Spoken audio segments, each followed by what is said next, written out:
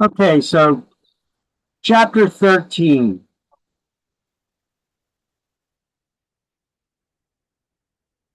mortgages. In this chapter, we're going to describe the provisions of a note and a mortgage and a trust deed. We're going to explain various methods of satisfying or transferring a mortgage, including the process of foreclosure and learning what that is. So there's the mortgage and the note, okay? A mortgage is a pledge of property that serves as security or collateral for a loan. That's the promise to pay. There's two parts of a mortgage: the mortgage itself, which is the promise to pay, and the note, which is the financing instrument that lays out all the terms of the financing. So the note or bond in some states, New Jersey doesn't use bonds, we use notes. It's the financing instrument. Associate that the note is the financing instrument. Learn that. You need to know it for exam. That lays out all the terms: the amount borrowed, the interest rate, terms of repayment, the monthly payment, which would make the borrower liable for the full amount owed even after foreclosure. So if the lender doesn't get all their money back at auction, it's the note that makes the borrower personally liable for the full amount owed. So the mortgage is the promise to pay.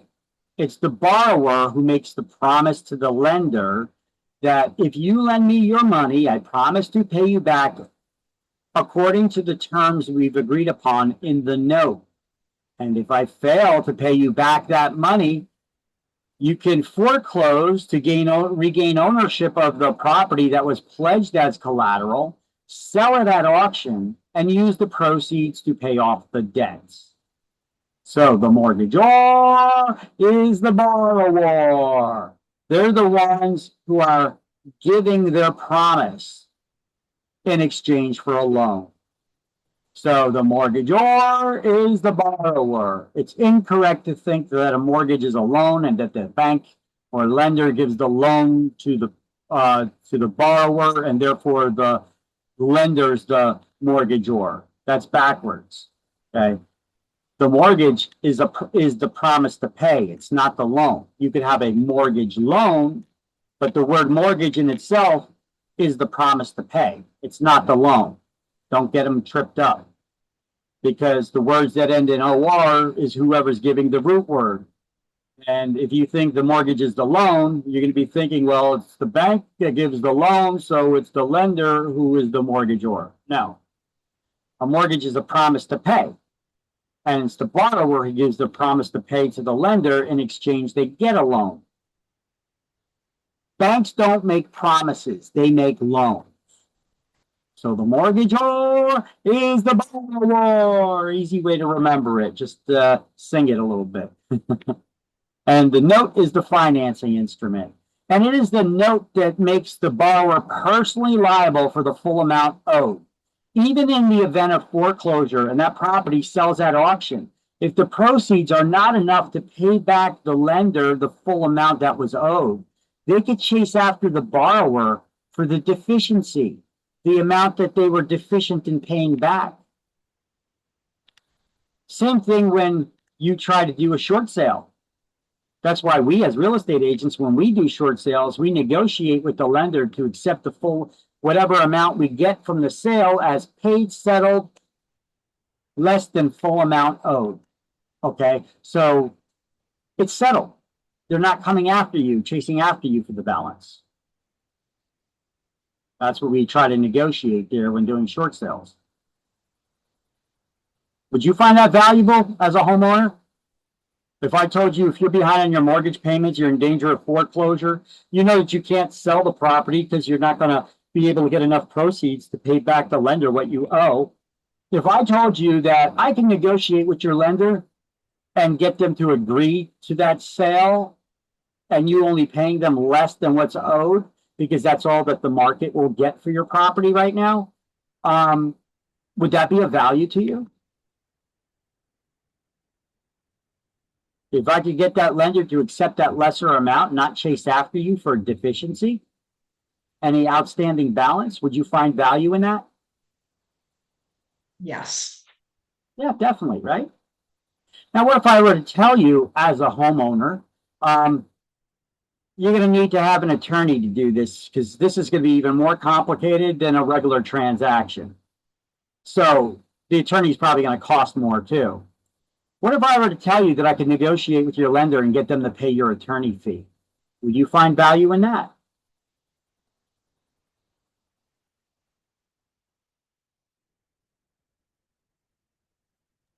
Yeah. Yes, I would. Of course you would. What if I were to tell you that if I could do all this for you, would I be worth my fee that I'm charging you?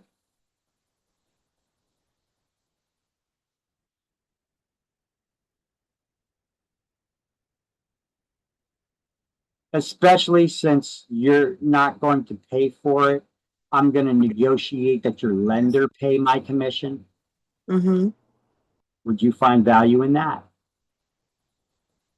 How about if I throw another thing in there? What if I told you that depending on where the funding for your loan came from, I may be able to negotiate with your lender to have them give you up to $5,000 to help them with the sale of your home and then relocate and get the hell out when it comes time. Would you find value in that? I mean, otherwise, you're just getting foreclosed on, kicked out on the street. You're not walking away with a penny of profit because you can't even get enough from the sale to pay back the lender what's owed, which they could still get you a deficiency judgment on. So I'm getting them to accept that amount. I'm getting them to pay your attorney's fee. I'm getting them to pay my fee. I'm getting them to give you money to help you relocate, maybe find another place to live. Would you find value in that? Why is it taking you guys so long to answer? I would think it's obvious, right? Yeah, yeah.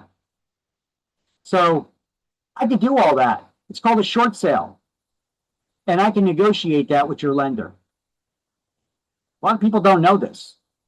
So when people fall behind on their mortgage payments, they get those, they're in the list pendants lists. I reach out to them. I send them postcards. Behind on your mortgage payments, we can help. Home worth less than what you owe on the loan, we can help negotiate with your lender to accept less than the full amount owed. This is the kind of advertisements, the postcards that you'd send out to them, and you could get listings from that. They're going to be short sales or pre-foreclosure sales, some people call them. Do a lot of people respond to that one? Oh yeah, yeah. When they're underwater. Now some of them may take a while. They wait till the last minute because they don't want to lose their house. They want to keep their house. They want to live in it, but at some point, the reality is going to slap them in the face pretty hard that they're going to lose their home anyway. Might as well, I should have reached out to that real estate agent to help me. Right? Because look, if I sell your house, I could have helped you. I could have helped you out to negotiate with your lender instead of you getting foreclosed on. So there's no foreclosure on your credit report either. I'm also saving your credit report from getting even worse than all those late payments and failed payments that you haven't been making. So when I negotiate with your lender, I'm going to have them add to your credit report there, paid, settled, less than full amount owed. That's looked upon as a positive thing. It's paid and settled. Even if it's less than the full amount owed, that shows that you are working with your creditors instead of dodging them. It's a positive thing. Your credit has only one direction to go after that, provided you pay all your bills on time from this day forth, and that is up.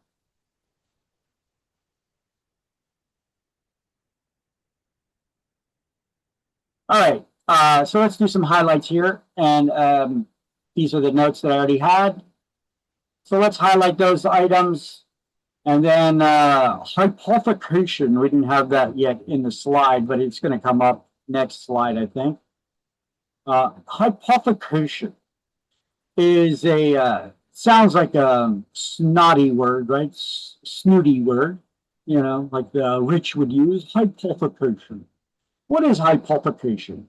It's pledging property as security for a loan without giving up that property. It's the opposite of how pawn shops work. You guys know how pawn shops work? You need money for something, you have a valuable item, you take it to a pawn shop, they value it, and they'll lend you a percentage of the value of that item, and then they'll hold on to that item. And you have so long to come back and pay them back the money you borrowed, but you left that collateral item with the pawn shop. You don't pay them back, they sell it, and they keep all the profit. That's how pawn shops work.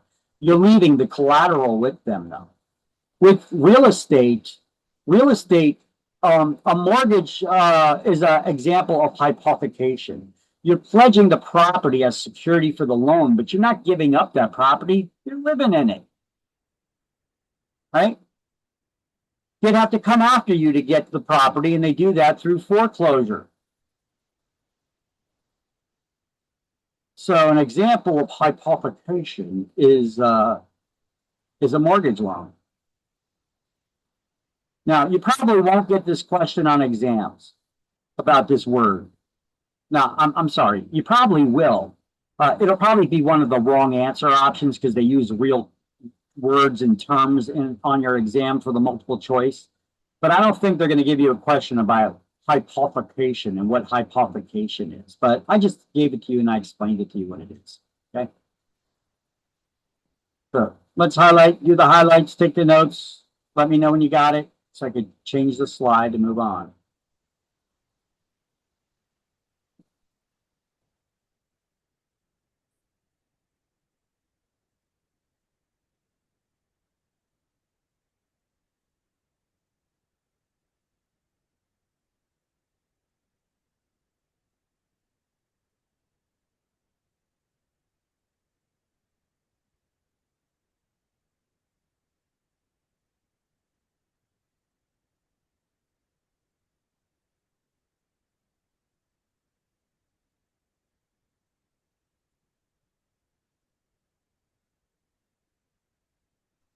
I got it. All right. Got it.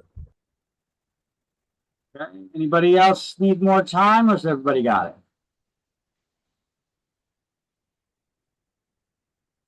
Got it.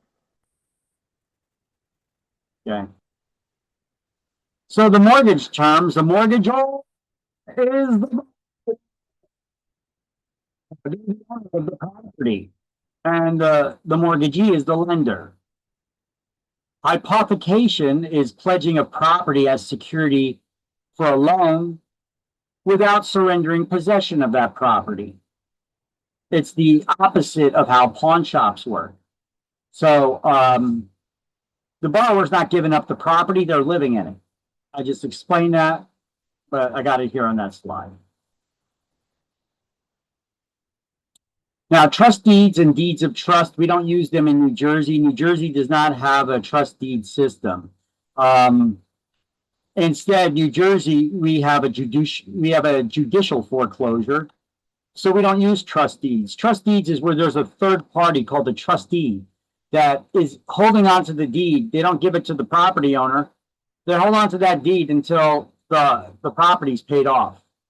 When it's paid off, they give the deed to the owner. Now, technically, that's not what happens. In real life, it's, the owner gets the deed, but the trustee holds on to the clearing of the deed that you actually own the property in the public records. Or they'll put a negative mark against you that you don't, and they're transferring the ownership to the lender if you don't pay it back or you fail to make your loan obligation payments. So that trustee is that neutral third party holding on to that deed, and they can give it back to the lender or without going through the court system. So the foreclosure is a lot swifter in those states that have that. New Jersey, we have Foreclosure is a judicial process and it must go through the court system. It works differently. So foreclosure using trustee and a deed of trust is a lot easier process. It's smoother and can be done a lot quicker without going through the court systems. But New Jersey does not use trust deeds or deeds of trust. We use notes. We don't use bonds or trust deeds. We use notes. So a note is the same thing as a bond. New Jersey uses notes, not bonds. The note is the financing instrument. It's executed by the borrower. Executed means it's signed. The borrower, the amount of money borrowed is stated on it. The time and method of repayment, the term, the interest rate, the monthly payment amount. It must be signed by all parties that have an interest in the property. And it's what makes the borrower personally liable for the entire amount borrowed, even in the event of foreclosure. Because that note is the financing instrument that you sign. Let me ask you a question. I'm going to have some videos at the end of this chapter about this topic. But let me ask you a question. If a note makes you personally liable for the full amount that you borrow, even in the event of foreclosure, can a lender foreclose on you and try to collect what you owe them if they can't find the note? That's the document that you signed at the closing table with a pen, with wet ink, that makes you personally liable for the full amount owed.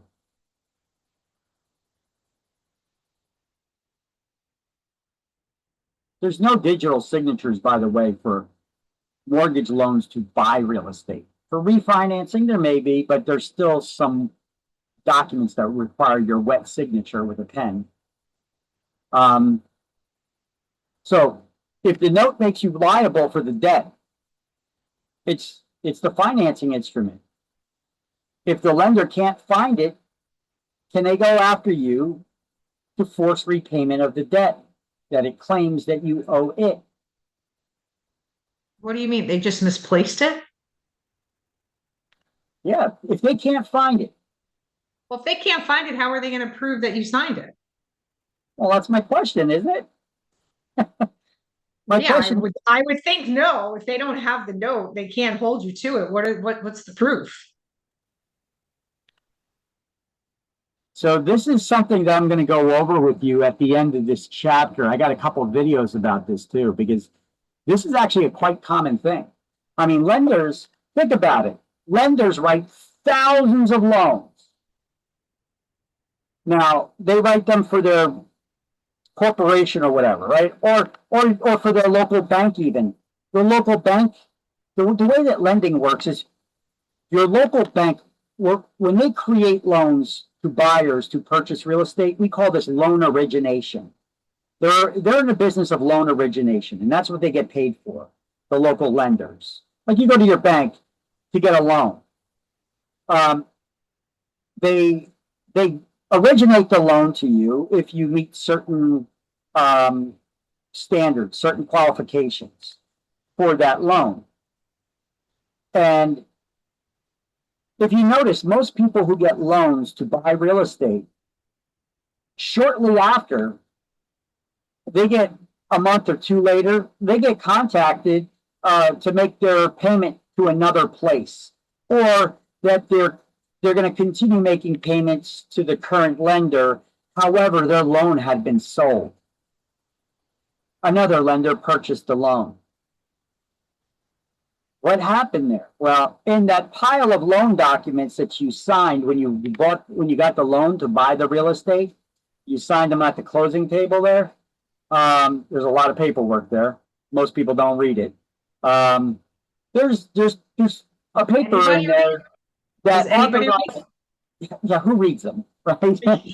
It's too much. It's like that. Usually you have your closing agent or the attorney that says, sign here, initial there, sign there, this is what that is, sign there, initial there. You know, but who looks at it? Who actually reads all that paperwork, you know? The attorney just, says, well, this is what that's for, and that's what's that's for, sign. But I've seen some attorneys, they're just like, initial there, sign there, initial there. You know, nobody actually reads the documents. You know, you're signing your life away. That's actually a joke that I cracked when we get to the closing table with buyers. I'm like, are you ready to sign your life away? Get your wrist ready because it's going to be sore after this. You know, you're going to be signing your life away, at least for the next 30 years. That's your loan obligation for this 30-year loan, which most people get. And there's some truth to it, though. You know, so when you get that loan, you sign all that paperwork. One of those documents is that you're personally liable for that, for paying back that loan. But when that loan was originated, all that paperwork then gets sent off to the lender. And the lender puts it in a box with other loans, as many as they could fit in that, those boxes. And they write on there, each box is numbered, and each box has numbers for the different sub loans that are in that box. Hopefully, they labeled it right and nobody mislabeled it. And it gets off to a warehouse somewhere for storage. And then those banks, those lenders, they often resell those loans to other banks, lenders, or investors in what's called the secondary market. The primary mortgage market is where those loans are originated to the consumer to buy real estate. And then they are resold to investors in what's called the secondary market. So now, eventually, they're going to have to find the boxes that each one of those loans were in, get all that paperwork out, and ship it over to that new lender that bought that loan. And usually they sell hundreds, if not thousands of loans at a time in what's called mortgage-backed securities. You may be familiar with the term, but that's what it is. Mortgage-backed security. Lenders often sell those loans so they could get all their money back so that they could write a new loan that they could originate with another buyer and repeat the process. So when they sell the loans to an investor, the investor pays them back all the money, plus some of the interests up front that's going to be collected on that loan over time. They make a lot of money on interest. And maybe a servicing fee to continue doing sending out the billing and the collections. That's how your local lender makes money. The interest for origination and a servicing fee. Okay? And then they get all that money back for the loan that they made so that they can lend it again and originate another loan to someone else. And they rinse and repeat that process over and over again. That's how your banks make money. Okay, your local lenders make money. Simple as that. But now you got those thousands of loans that were sold. They need to find what boxes they are in on what rack in a warehouse, which warehouse facility is it at. They need to find those paperwork and send it off to the next lender who bought it. But by then, the loan may have already been resold again to another investor. Who's got the paperwork? Where is it at? So if you stop making your payments, they'll start foreclosure. And you could stop foreclosure in its tracks if you know these three little words. Produce the note. If the borrower actually showed up to their foreclosure hearings and took a deep breath and said, Your Honor, I would like them to produce the note. In other words, you're saying, prove that I owe you the money. Foreclosure is a lawsuit. You're suing me claiming that I'm not paying you back money that I owe you. Prove I owe you the money. lender often does not go to foreclosure court with the paperwork in hand. It's in a warehouse somewhere, if they could even locate it. The majority of the time, they can't. So often, this gives you a lot more, it opens the bank's ears and they become more receptive to you and willing to negotiate with you now on maybe getting more time to sell the property or maybe refinance the property, or they're willing to work with you now because they know they can't prove that you owe them the money if they can't find the paperwork. So it may not be a way for you to get out of your loan because they may be able to possibly get a new note issued if they could prove that, at one point that you did have it somehow. I mean, if they can't, you could ask the court to dismiss it so that you don't owe anything. But, generally speaking, it's not a way for deadbeats to get out of paying their loans for their house. But it is possible they can. Okay.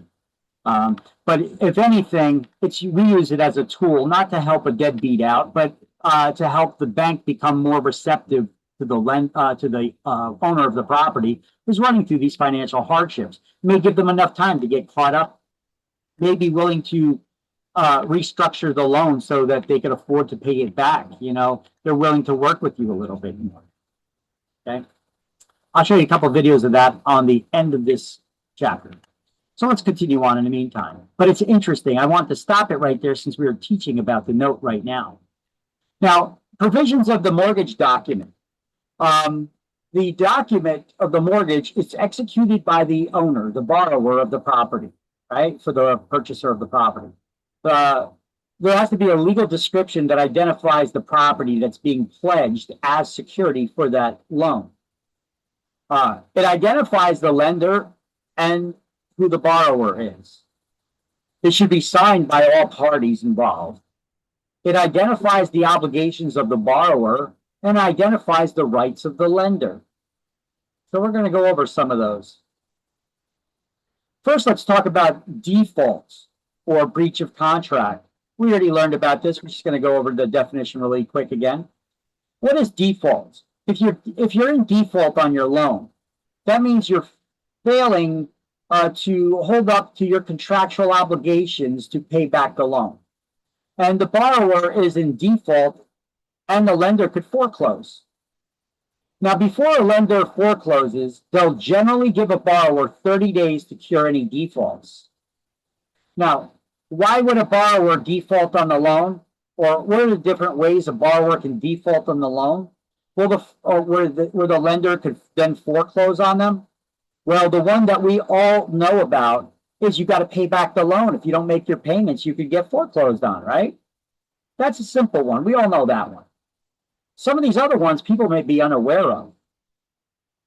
You know that if you don't pay your real estate taxes, you're in default on your loan and the lender can foreclose on you?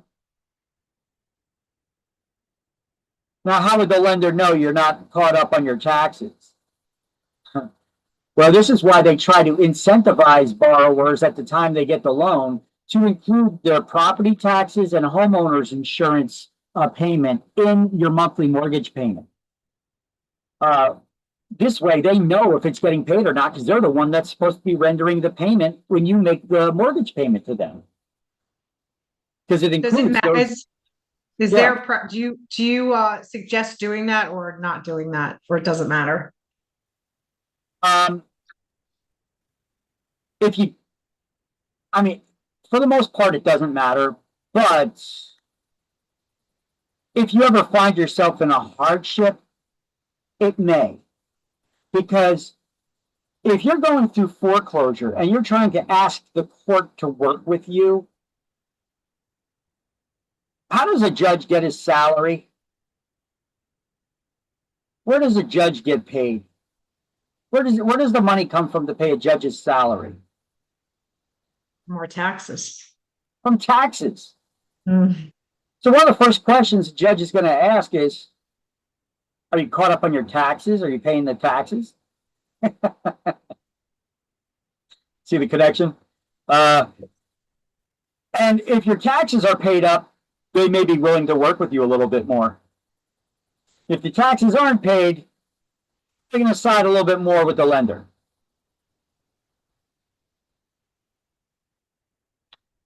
Can you So- change it once you have it set up or no? No, the lender won't allow that because they incentivize you to include your property taxes and your homeowner's insurance payment Yep. in your monthly mortgage payment. In exchange, they give you an eighth of a point discount on your interest rate. You know, and borrowers are always excited about lowering their interest rates a little bit. And the lender says, well, you could lower it an eighth of a point. We'll lower it if you include your property taxes and insurance payment in your mortgage payment. And then we'll make the payment from you paying that one lump sum to us. Once your loan is structured like that, they're not going to change it and restructure it.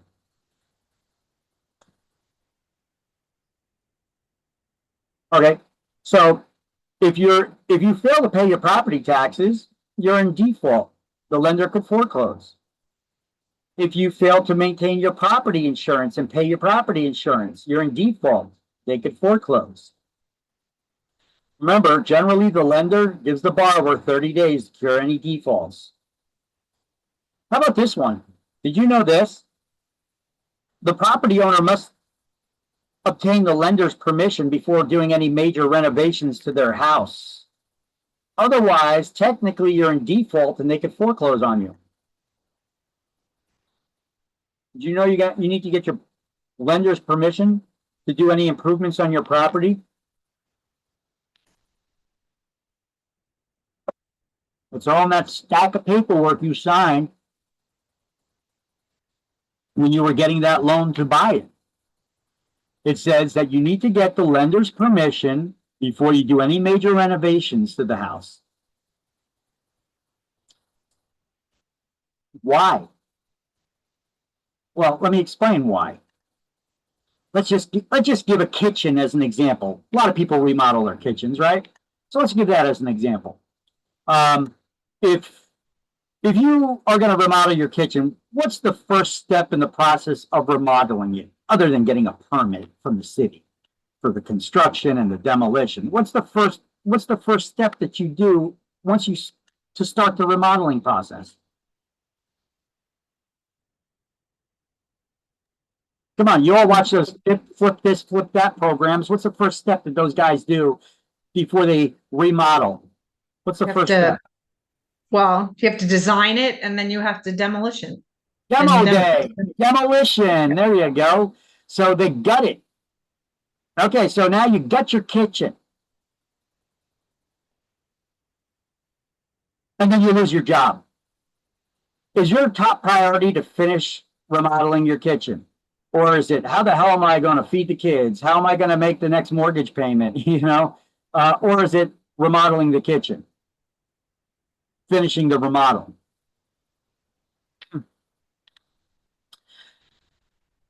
And if it goes on long enough and you don't get another job, you don't resume making your payments, and it gets to the point of foreclosure, what is the lender going to get from you? They're going to get a house that has no kitchen. Can most people using traditional loans buy a house that has no kitchen in it? No. Nope. You would need to get a construction loan or somebody needs to buy cash. So, what does it do to the value of the property that has no kitchen? Did you just devalue the collateral? The property you put up for collateral to get that loan to buy the property when you gutted it and it now has no kitchen? Yeah. So, because of that, lenders want you to get their permission first before you do any major renovations. They're going to want to know, what are the plans? They're going to want to see the plans, who the contractors are, and do you have all the money to complete this project? If you don't, they're not going to want you to start it. Does Because anybody do that? Do you know of anybody that ever did No, it? Yeah. Most no, people, that's why. most people don't even know this. Most people don't No. even know that they would be in default by taking on these renovation projects. And we all have friends. If it's not you, you have a friend that has their house under perpetual construction. They got these little construction projects always going on, right? It seems like they're the never-ending construction project, right? I got one friend that was like this. He had his kitchen and his dining room area. He had the floor pulled up, so it was just like the plywood there, so all the flooring was pulled up. It was just the subflooring, the plywood. Mhm. He had the kitchen was gutted and ripped out, and there was no sheetrock on the walls. You could see the electrical wiring behind the walls and everything like that. His kitchen was like that for a couple of years. It was like the never-ending project. One life later, he finally finishes that project, and then the next thing you know, he blows out the wall behind the dining room that to put in the sliding glass door, which he had the sliding glass door put in. Just be careful because the first step is a doozy. He didn't build the deck yet. That you slide the glass door to go out on the deck. The deck's not there yet. It's like one project after the other, but it's like perpetually under contract. In construction, under construction. But none of the projects are done. So if you were ever to get foreclosed on, what's the bank getting? They're getting a fixer-upper, a devalued property. So this is why they want to make sure they see who the contractor is that's doing the work. They want to make sure it's not you doing it, and it's actually someone who knows what they're doing. They want to make sure you got the money to finish the project. They want to see what the plans are too. All right. Otherwise, technically, you're in default. Now, if they find out about it, they could foreclose on you. But generally, they'll give you 30 days to cure any defaults. So finish your construction project within 30 days. Otherwise, they're going to foreclose on you. So you learned something new there. Yes, definitely. So if you hate your neighbor and you know their house, they got these little construction projects going on, look up in the public records who their lender is and report them. No, don't do it. That's mean. But you could, but that's mean. Don't do that. All right, so you got to maintain your property too. If the gutters are breaking up and hanging down, the roof got shingles falling off, the bushes are getting overgrown, the grass is 4 feet high, you got little saplings growing in the middle of your lawn. If the lender finds out about that, they could foreclose on you because you're once again devaluing their property and putting it at risk. Now, how would the lender possibly find out about that? It's not like they're driving by your house and stalking you and somebody's checking on your house. The city may reach out to them because if the city's contacting you to cut your grass and fix this because the place is becoming overgrown and it's becoming a health hazard because it's attractant for rodents and all kinds of stuff now, they'll find out who the lender is if you're not responding to them, and they'll reach out to your lender.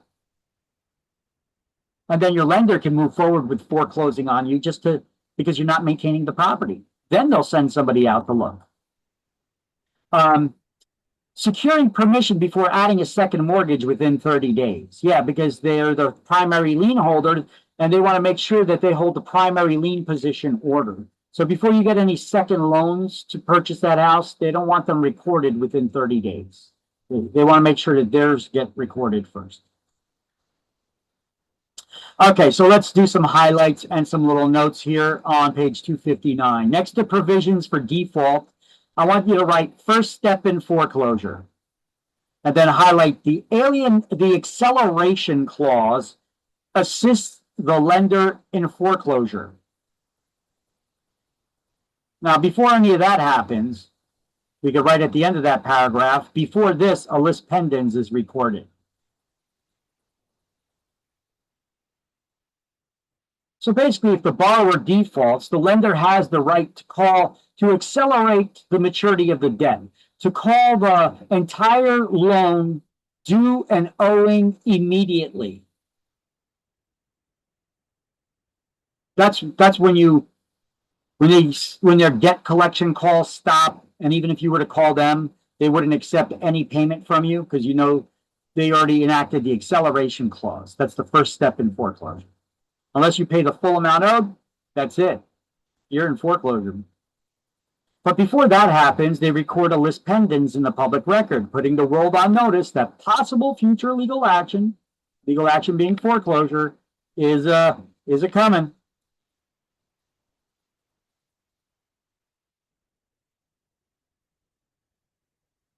And then the defeasance clause sounds like the word defeated. Defeasance, defeated, defeasance, defeated.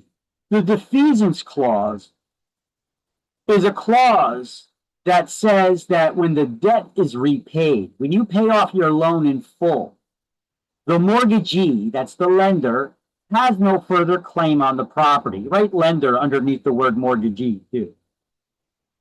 Okay, so when you've defeated the loan, the defeasance clause is what requires the lender to go back and add another document to the public records called a satisfaction of mortgage or satisfaction of lien.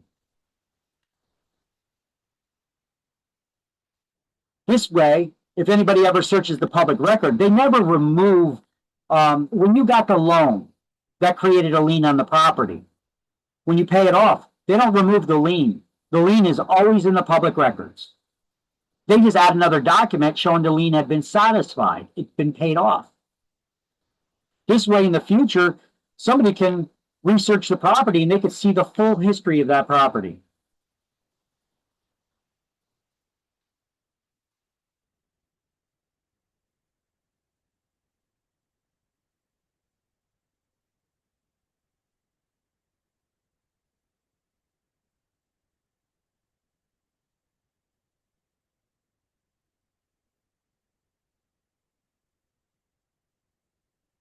And then an estoppel certificate. I told you guys, after your loan is originated and they give you a loan to buy the property, it's not too long after they sell your loan to another investor in the secondary market. That's just the way that they do business. Before that investor will buy that loan that was originated by the lender, the primary lender, they're going to want to reach out and have the borrower confirm that the loan that they're, all the terms of the loan that they're borrowing from their lender.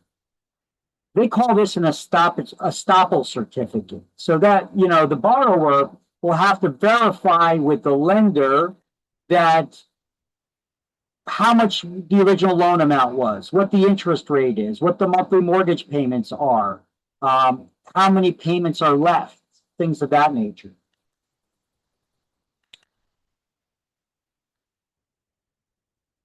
And the document that they sign that confirms all that is called an estoppel certificate. Now, they're also going to want the lender who they're buying the loan from to verify all that same information, except the document that the lender signs that does the same thing as an estoppel certificate is called a reduction certificate. It does the same things as an estoppel certificate, but it's signed by the lender. So write reduction certificate here, because reduction certificate is later mentioned on page 261. But I want you to write it here. Keep it next to estoppel. Write reduction certificate, does the same thing as an estoppel, but is signed by the lender. And then write page 261 so you have that cross-reference.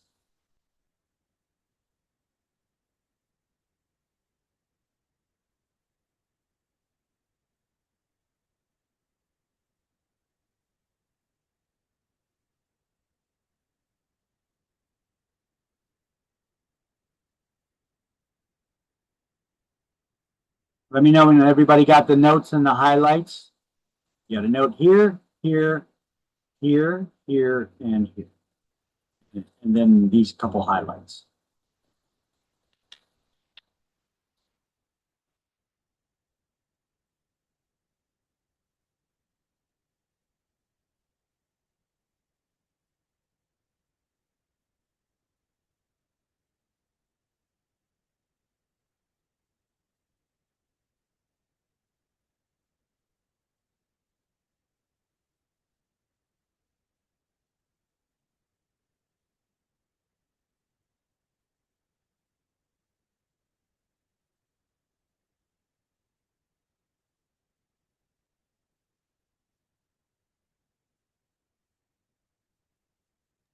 I got it. All right? Anybody still, writing, or has everybody got it? Got it.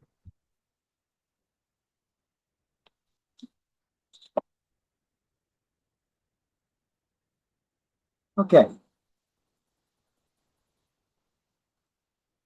So then here's just my notes. The acceleration clause is the first step in foreclosure. It assists the lender in foreclosure, allowing them to accelerate the terms of repayment of the debt, demanding the entire debt due and owing immediately. Prior to the enacting of the acceleration clause, the lender would file a lis pendens in the public records when the borrower falls behind in their payments. This lis pendens is a public notice of possible future legal action called foreclosure that may be coming soon. So when they file that in the public records, now any interested parties that may be interested in that property, they could see that that there's possible future legal action pending on that. Now, the defeasance clause is when you paid off the loan. Defeasance sounds like defeated, defeasance, defeated, defeasance, defeated. When the debt is repaid, the loan had been defeated. You finally defeated that baby. Give yourself a tap on the back. Be proud of yourself. You made all your mortgage payments. So the mortgagee, that's the lender, has no further claim on the property because you paid it off. So this clause also requires the lender to add another document to the public records called a satisfaction of lien or a satisfaction of mortgage in the public records. And it shows that it had been repaid in full, that it had been satisfied.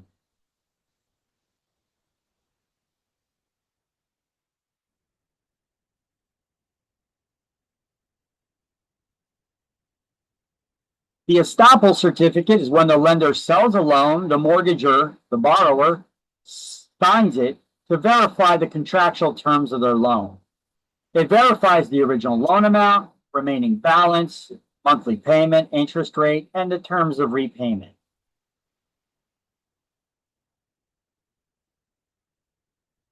The reduction certificate, it does the same thing as an estoppel, but it's signed by the lender and verifies the loan terms to that same investor that's buying that loan. Or when the property is being sold, in order to get a payoff statement to find out what the balance is, maybe you're refinancing or maybe you're selling the property and you want to get a payoff statement, we also get a reduction certificate from the lender then.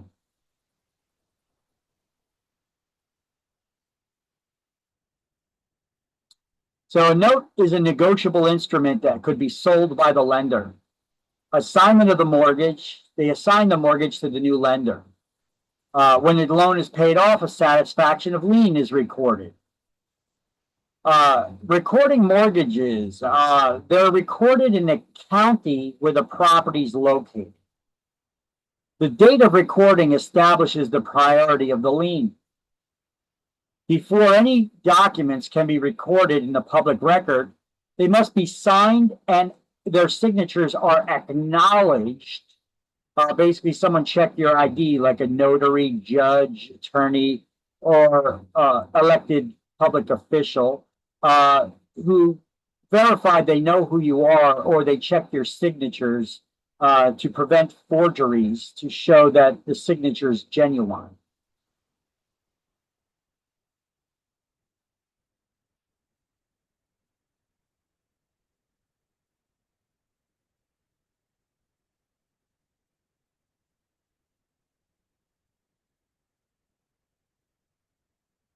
All right, usury. You guys ever hear this term before, usury? Usury. Every state has usury laws. Usury is charging an illegally high rate of interest. Usury laws only apply to private parties who lend money. That includes an owner who's offering seller financing. Usury laws apply to them. The purpose of usury laws is to prevent loan sharking, where somebody would charge an illegally high rate of interest.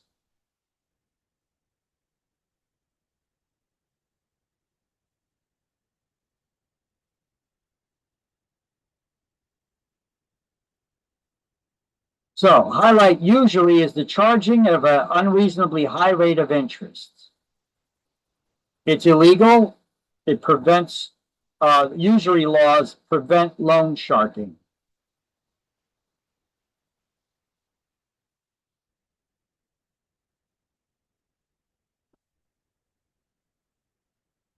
So usury laws are in place to prevent loan sharking.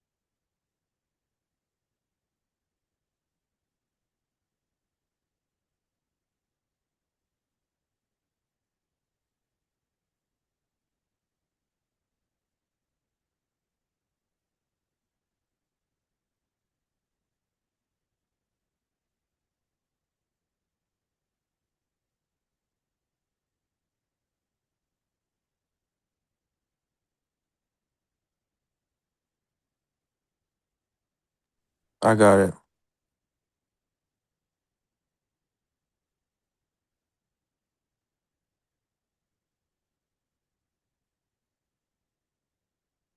Got it.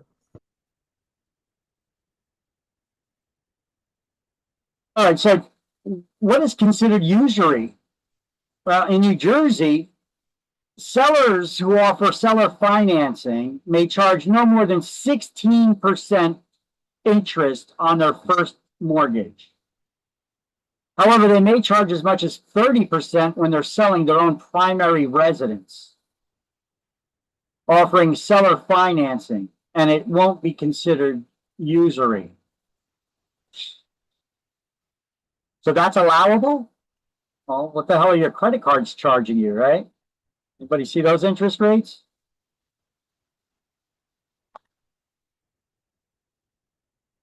Okay, I'm going to show you a little video here. It's a short one. It comes from a documentary called Money is Debt. I'll give you this link and we'll go over it in the next chapter, 14. But it's we'll actually watch about 17 minutes of this video, which talks about how this video was created by a world economist. I think he's based out of Canada, though. And he dumbed it down and simplified how lending and borrowing and how money gets its value, money as debt. And he talks about how lending works and how the banking industry works. And here's a little clip from that that just talks about usury specifically. Okay. At one time, charging any interest on a loan was called usury and was subject to severe penalties, including death. Every major religion forbade usury. Most of the arguments made against the practice were moral. It was held that money's only legitimate purpose was to facilitate the exchange of real goods and services. Any form of making money from simply having money was regarded as the act of a parasite or of a thief. Look at that. So, these days though, we got commercials on TVs from all these investment groups and such that say, "Don't work harder, make your money do the work for you." Okay. Well, under most religions, they consider that the act of a parasite or a thief, because that's, it's taking advantage of somebody. How money doesn't work, people do. So if you're making money simply by the act of having it, you must be a thief or some sort of a parasite leeching off of people. And in olden days, that was punishable by death. And every religion, at some point in time, usury was against their religion. Now, even today, devout Jews and Muslims, paying interest is against their religion. I actually had people in my class before they even volunteered that. They said, yep, this is right. Paying interest is against my religion. I busted out laughing. I was like, that just sounded so funny. Yeah, it's against my religion too. Who the hell wants to pay interest, right? But hey, that's a big part of borrowing, right? In order to, what does a lender get in return? Well, how do devout Jews and Muslims get loans then? Christianity and some of the other religions, they realize that charging interest is needed in order to facilitate the borrowing of money to, get transactions, to get cars and buy houses and such, And then, we curse it because, that interest ends up costing us a lot more than we thought it would, even at low interest rates,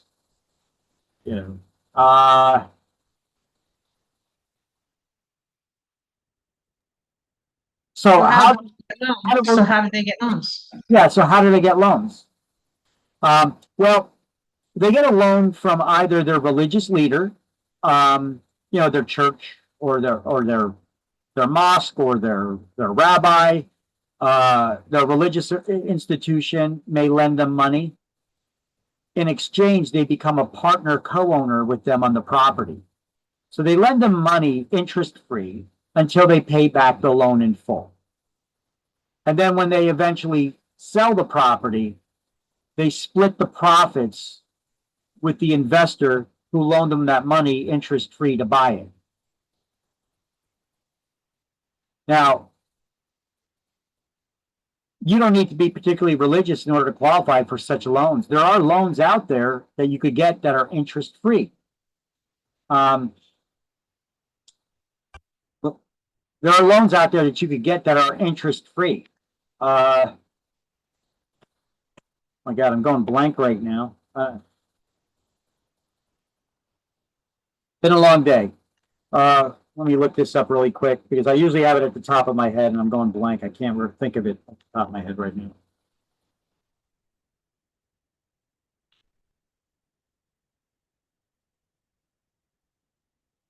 I'll tell you which type of loan that is. Oh, it's called a shared equity mortgage. Shared equity mortgage. It's basically an interest-free loan. And it's just that the lender basically becomes a partner investor with you in the ownership of that property. So when you eventually sell it, you're going to split the profits with them. That's what they get out of it. Who offers that? There may be private investment groups that do that. Religious organizations, those religious leaders as well. There's, investors, the ones where you get the loans from. It could be insurance companies. Insurance companies are big financiers of mortgage money. They're considered private lenders. Insurance companies, they sit on a lot of money. They collect insurance payments from you all the time, and they don't pay out unless you have an accident, there's a claim, right? So they sit on boatloads of money, but they don't just sit there, smoking cigars and lounging out on top of piles of money, you know, they reinvest that money to make more money. And there's a lot of money to be had in lending. So insurance companies are one of the big investors.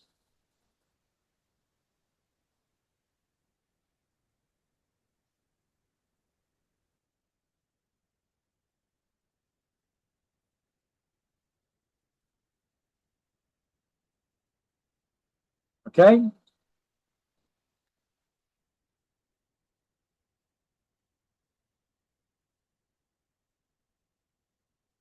Check this out. When you charge, you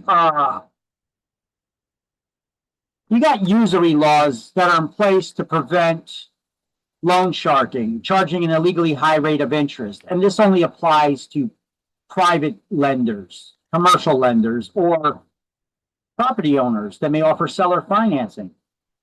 Check this out, though.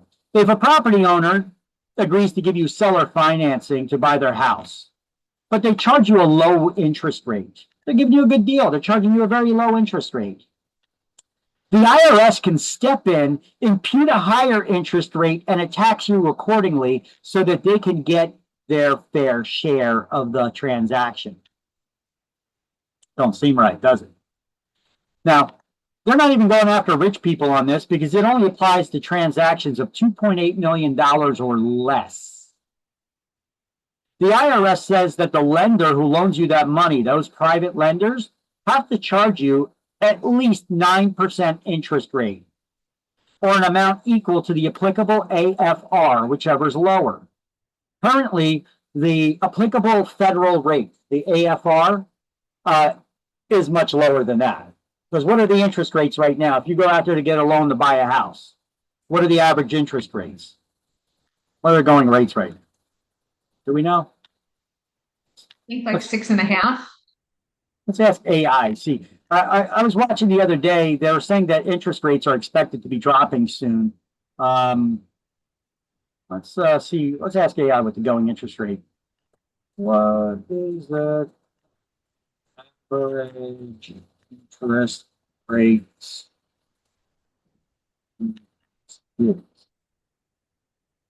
for mortgage loans?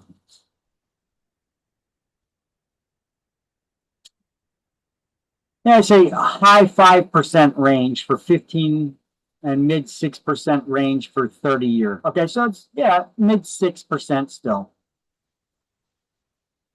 You know, when I got in real estate in 2004, that's when I started, people would kill for a 6% interest rate.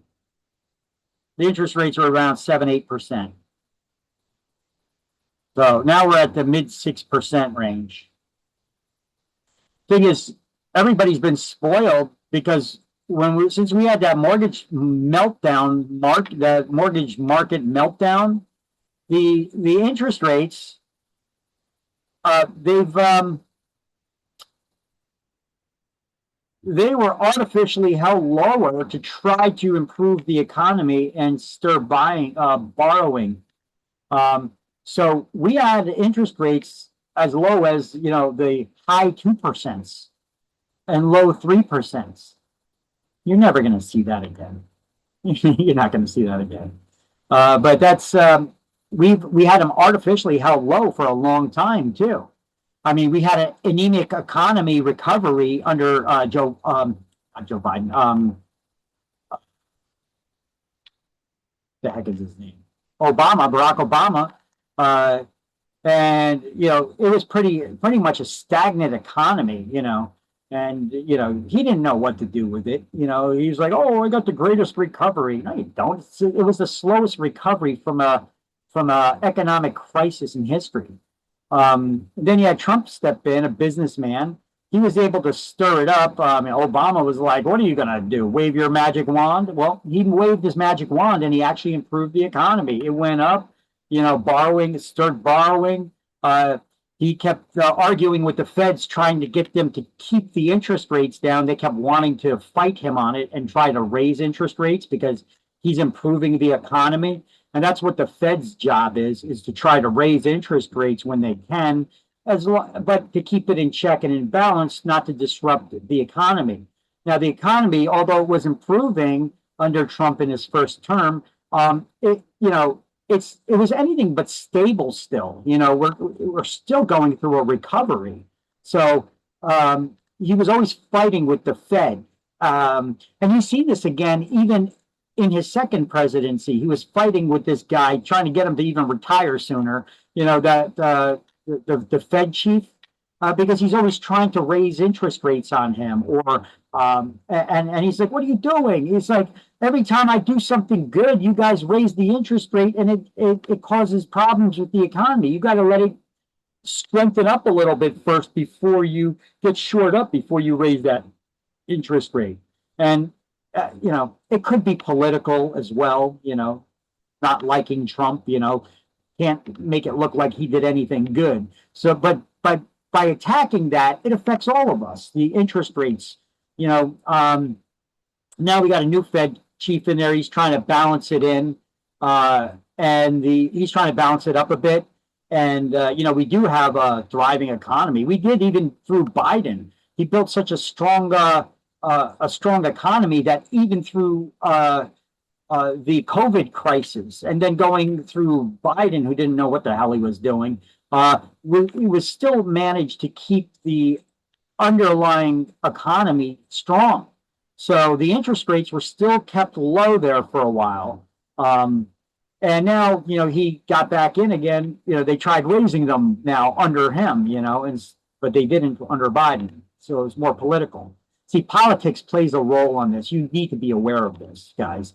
Right now, there's like a crazy thing that's going on with people who just have like a mental meltdown with this guy. They either love him or they hate him. But either way, it negatively affects the United States of America when people don't support their president, no matter who he is or what party they're with. You should support their efforts to try to improve the economy when the economy is going through tough times, or when we're going through war. In the past, our country has been so strong because during tough times, we stick together, we stand together. And that's why America has been unbeatable. We're seeing some stuff going on in our country right now that's kind of wonky. And that's why if you listen to any of the financial news, they tell you, listen, usually if interest rates go up, prices come down, and vice versa. We're not seeing that. Interest rates are up, prices are up. But we also got another strange phenomenon when it comes to renting versus buying. There's actually a formula out there, and throughout history, it's always worked like this. When the value of real estate is high, it's more affordable to rent.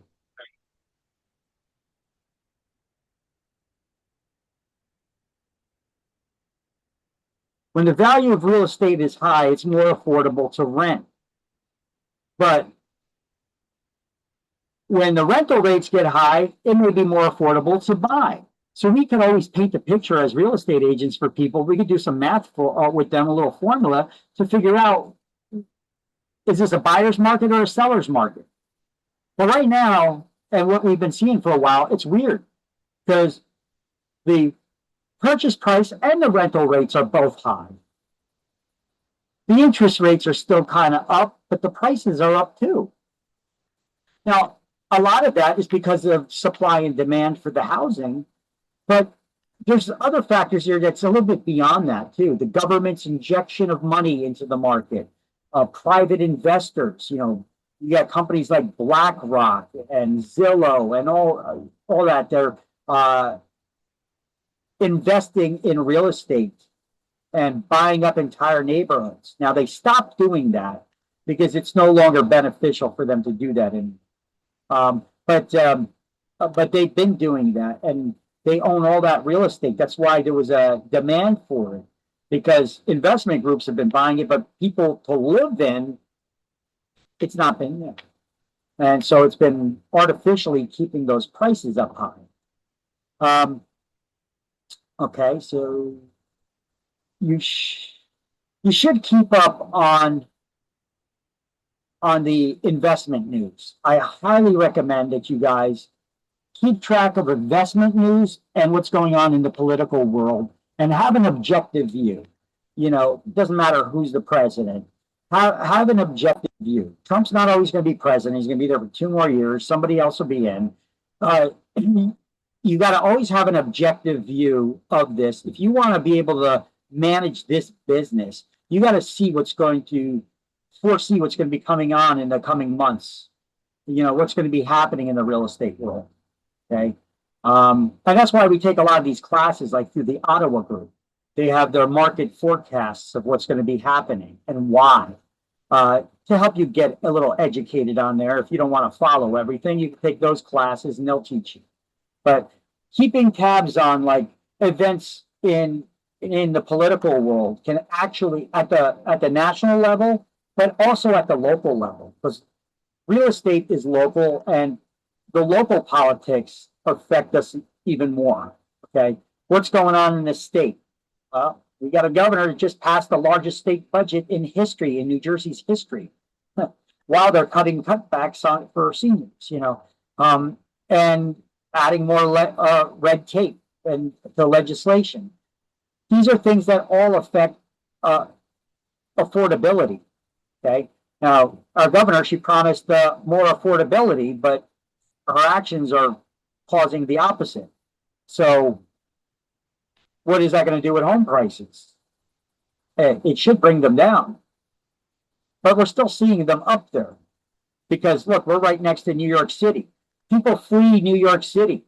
You know, especially now you got this guy Mandami in there. You know, he favors criminals more than he does, the law-abiding citizens, right? So what happens? Crime runs rampant in the streets. People who own real estate, who live there, they want to be in a safe area. They want to be sure that if their daughters or their wives walk out on the street, that some guy's not just going to be randomly walking down the street, sucker punching and knocking them out, you know? Or, you know, we've seen this happen to a lot of women in New York City. We've seen, you know, a lot of crime rates have risen there. So what happens? Those rich people talk with their mouths. They move to New Jersey.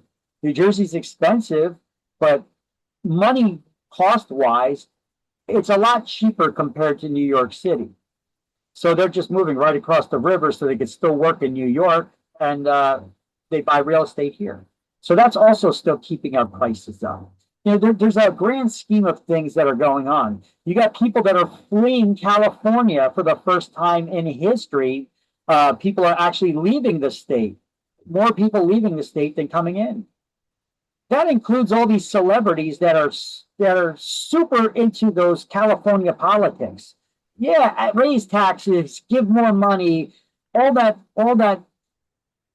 those ideals, those idealistic ideals of theirs that made it more expensive to live there, that drove them out. They're actually now moving movie studios into New Jersey because it's still a liberal state, but it's cheaper than California by comparison, especially when they're taxing people on their incomes, which at a tremendously high rate. But New Jersey's no prize either. We got businesses moving out of here to Texas. You know, we're seeing them fleeing. New Jersey's got the highest corporate tax rates in the country, the highest property tax rates in the country. But it's still cheaper money-wise than some other places, though, because our real estate's not as valued as high as New York and other places like California. But percentage-wise, we're expensive. All right. No prepayment penalties are allowed in New Jersey. What does that mean? It means that if you pay off your loan sooner than expected, the lender cannot penalize you. The lender cannot penalize you until you, if you pay off that amount sooner. There's no prepayment penalties on mortgage loans allowed in New Jersey. Now, technically, it says prepayment fees or penalties may not be charged by institutional lenders on federally related loans, they've paid off earlier than originally planned. So that's most loans that you get from a bank or traditional lender. However, commercial loans, private lenders, they are allowed to charge prepayment penalties if you pay off those loans sooner. Okay. I'm just giving you the reality of it. But what do we need to know and study for exams? Forget about that part. Don't focus on institutional versus private lenders. Just study no prepayment penalties allowed in New Jersey, period. Okay. Because that'll be the correct answer for the question on exams. So let's highlight that, even though we'll underline institutional lenders.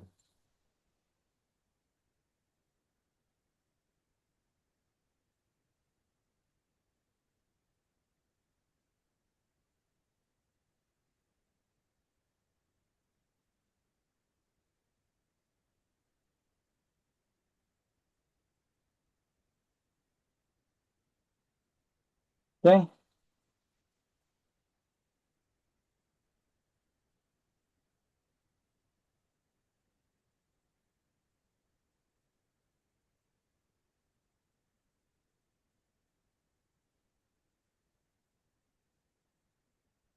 All right, first and second mortgage lien priority. Mortgage loans on real estate, the priority is based on the date of recording in the public records. Now, this is important because in the event of foreclosure, loans are paid off from the proceeds according to their priority until there's no funds left to pay off the rest of the liens, and then they get wiped out by foreclosure. Now, if you have enough equity in the property to sell, and pay off all your debts, the homeowner will get that equity, that balance.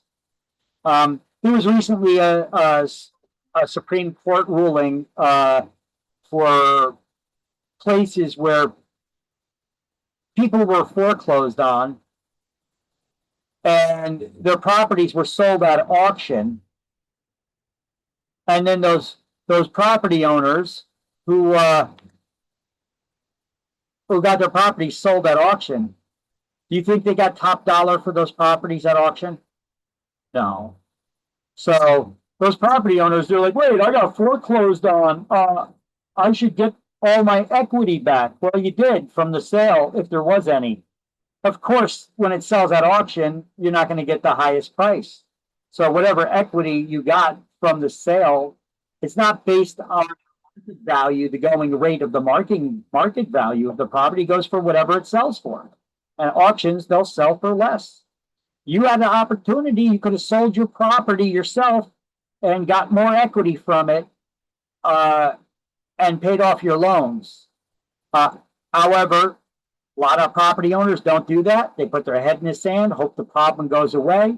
They get foreclosed on, property sells at auction, and even if they had a lot of equity, when it comes time to sell it at auction, they'll get less for the property, so they'll get less equity back, less money back, after all the debts have been paid. So there was a lawsuit that went up to the Supreme Court over this. You know, these people who were foreclosed on made a lawsuit in a claim that went all the way up to the Supreme Court saying, the equity on my property is I had a couple $100,000 of equity. That was enough to pay off the debts, and I should have gotten a couple $100,000 in equity back. However, the property sold for a lot cheaper at auction, and so I practically got nothing because there wasn't much equity in the from that sale. Yeah, that's how it works. I've even seen people, these activists online saying, well, that's not right. You know, the towns are ripping them off if they got this much equity. That's nonsense. You know, it's based on the sale price, the equity. You don't get equity back if you get foreclosed on, that property sold at auction. You're not going to get your full market value of equity back in your pocket. That's an argument that's going on right now because of that recent Supreme Court decision. But that argument is made by imbeciles, you know, because it's based on the simple parts. You know, if your home is worth $500,000 and you were to sell it for $500,000 and you were to pay off your $300,000 in debt, you would get your $200,000 in equity. But if you get foreclosed on because you refuse to sell it, and it goes to an auction and it ends up selling for $400,000, then $300,000 of debts get paid off, and you get $100,000 in equity, not $200,000. So this lawsuit was actually based on that. Somebody wanted their market value equity instead of auction value equity. But that's just stupid. That's sour grapes. You should have paid your bills, or you should have sold the property yourself. Don't cry about it afterwards. All right, home equity loans are often a second mortgage loan on properties.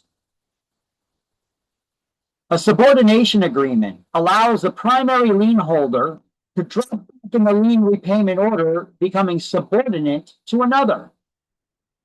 Why would a lender do that? Well, if the loan is small enough, it would sometimes be done to allow further financing for things like home improvement loans, which are only going to increase the value and equity of the property. So this loan is much smaller than the first loan. So if the homeowner ever failed making the payments and they had to get foreclosed upon, that smaller loan gets paid off, and then there would be enough proceeds to pay back the current primary lien holder that dropped back in lien order. Plus, that loan money was used to improve the value, to improve the property. So they see it as a very small risk, if any. So that's really the only time where a lender would sign a subordination agreement, agreeing to drop back from the primary lien position order, becoming subordinate to another, allowing them to jump ahead of them. So that's the contract that allows that to happen is called a subordination agreement. And this is the situation where that would happen. So let's just highlight subordination agreement. The holder of the first mortgage would drop back in priority. Okay, and where that happens, they tell you where this loan would benefit all concerned. Right down here, home improvement loan. That's usually the time that happens. It's with those home improvement loans.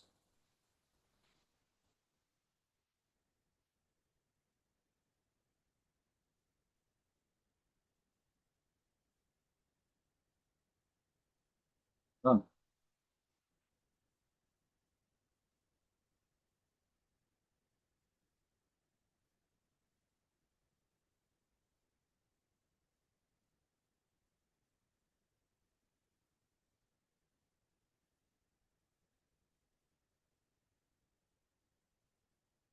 Right.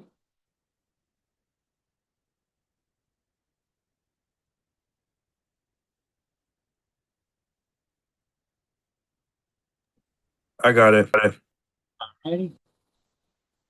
So when all mortgage loan payments have been made and the note is paid in full, the mortgagee, the lender, is required to execute a release of mortgage, also called a satisfaction of mortgage or satisfaction of lien.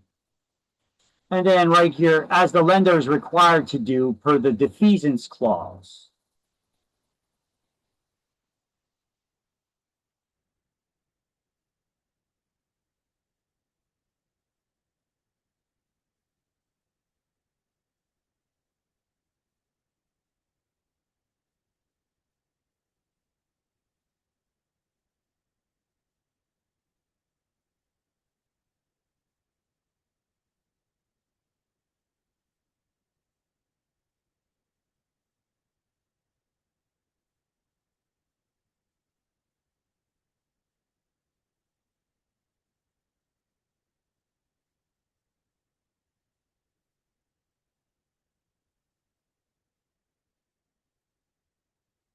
Okay. I got it. And Got remember, it. the reduction certificate, here we're on page, let me see. See 259, no, it's just page 260 though, or 261. The reduction certificate does the same thing as the estoppel certificate, but it's signed by the lender who verifies the loan terms and payoff amount to the investor who buys the loan, or a closing agent when a home is being sold or when a loan is getting paid off to get that payoff statement. All right, satisfaction of mortgage lien is the document recorded in the public records by the lender stating that the loan had been paid in full and satisfied. It says that the lender has no further claim on the property because it's been defeated, it's been paid off. It's the defeasance clause in the note, or is it in the mortgage? I forget. That requires the lender to record that document, to add it to the public records.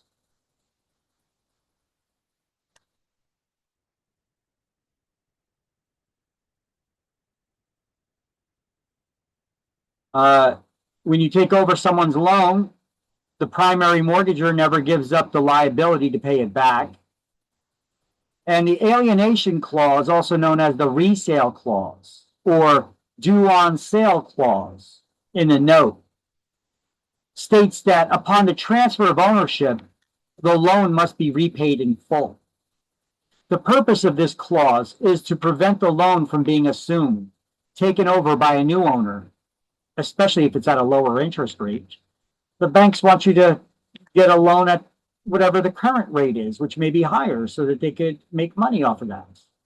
And then originating it, etc. They don't want you just taking over someone else's loan. There's no origination fees there. All you're doing is taking over the payments. There are loans out there that do not have, if they do not have an alienation clause in them, somebody can just take over the loan, just take over the payments. Older FHA and VA loans are assumable. They don't have an alienation clause in them. They could just be taken over by the new owner. However, the newer FHA and VA loans, they may also be assumable. However, the new owner that's taking over the loan has to apply and qualify for the loan. Now, they don't have to pay any loan origination fees because the loan's already there. They don't have to get it appraised and pay for appraisals and application fees and all that stuff. They're getting the loan at the same interest rate. They just need to show that they qualified to get the loan in order to take it over. In the past, anybody can take over the loan. Now you need to show that you can.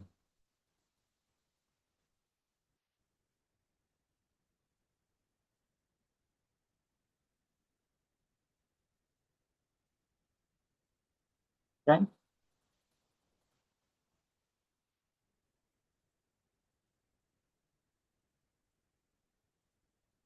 So the alienation clause is also known as the due on sale clause. We're going to write that there next to the title. Even though it says it's somewhere down here, I want you to write it next to the title because you need to study it that way. The alienation clause is also known as the due on sale clause. The loan is due when you sell it or transfer the ownership.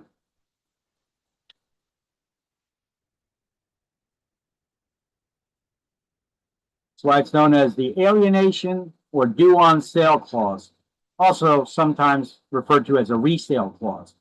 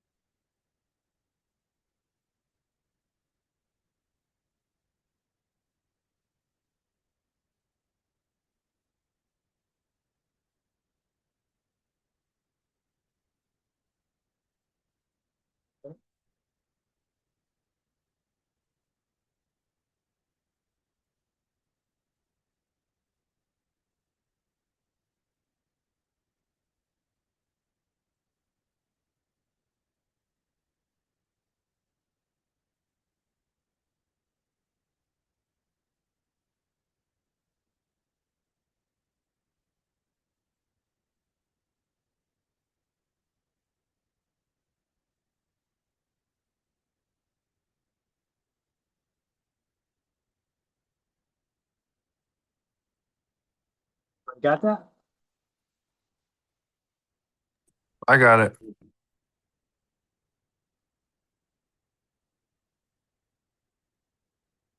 Got it. All right, so how does foreclosure work? Well, when a borrower defaults in any of the obligations of the mortgage, this may result in foreclosure. The lender typically gives the borrower 30 days to cure any default, like we learned earlier. Then a lis pendens is recorded in the public records as a public notice of possible future legal action, which would be foreclosure against the property.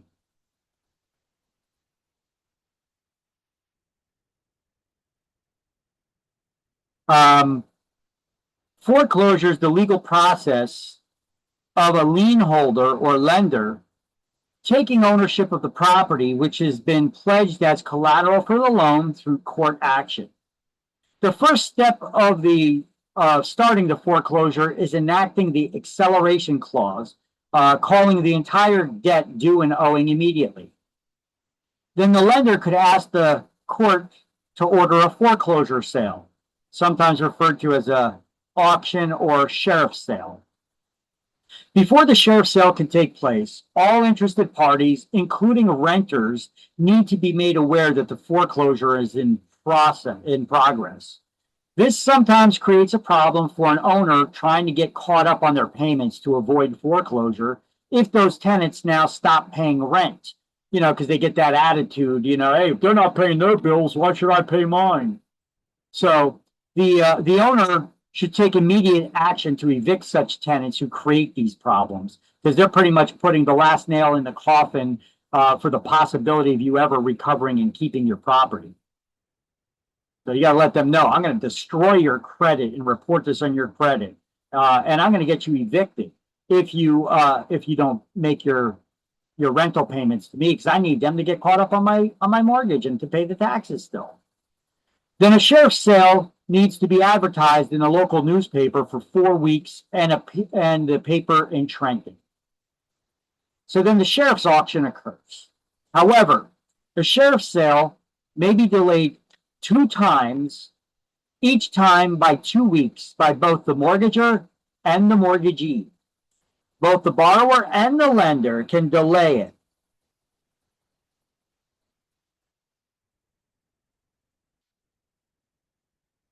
Now, the bidders must pay cash, at least 20% at auction, and the balance must be paid within 10 days, at which time the sheriff's deed will be delivered to the winner of the auction. There's actually no deed called a sheriff's deed. It's actually a bargain and sale type deed. It just has sheriff's deed written on top, but the actual deed is a bargain and sale type deed. We'll go over types of deeds at a different time. That's chapter 19. Now, if delivered to the successful bidder, once delivered to the successful bidder, there is no further right of redemption in New Jersey for that property owner. However, until the time the sheriff's deed is delivered, the mortgager may still repay all outstanding fees and redeem the property before the end of the 10 days. Even after the sheriff's auction occurred, you have a winning bidder. Then there's 10-day period in which the sheriff will deliver that deed to the winner. Before that occurs, that homeowner can pay off the full amount that was still owed and undo the auction. But if they don't, after that, there's no further right of redemption that exists in New Jersey. So basically, if you get your property foreclosed on and it's sold at an auction, we could still sell the property. So it's important to interview the owners when they contact us. We can let them know, hey, listen, we could put your house on the market.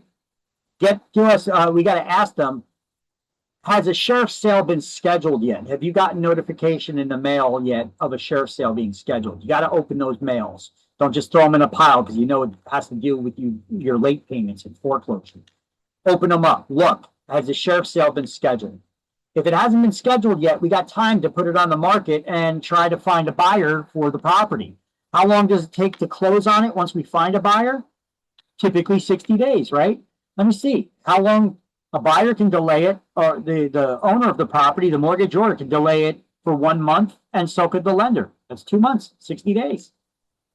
Plus an additional 10 days even after the auction occurs. So we may still be able to sell that property and get that equity for the homeowner, where they could still walk away with some profit if they had a lot of equity in the property. Now, if they didn't have a lot of equity in the property, we could still undo this and sell the property so they don't have a foreclosure on their credit report.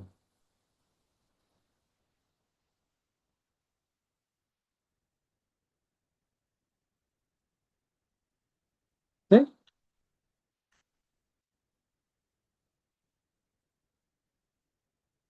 So that's how foreclosure works. So let's highlight that. Bargain and sale deed says sheriff's deed on top, and then you're highlighting here that the successful bidder must pay cash at least 20% at the auction and the rest within 10 days until a sheriff's deed is delivered to the buyer. After that, no further right of redemption exists in New Jersey. So that's what you need to know for exam for that.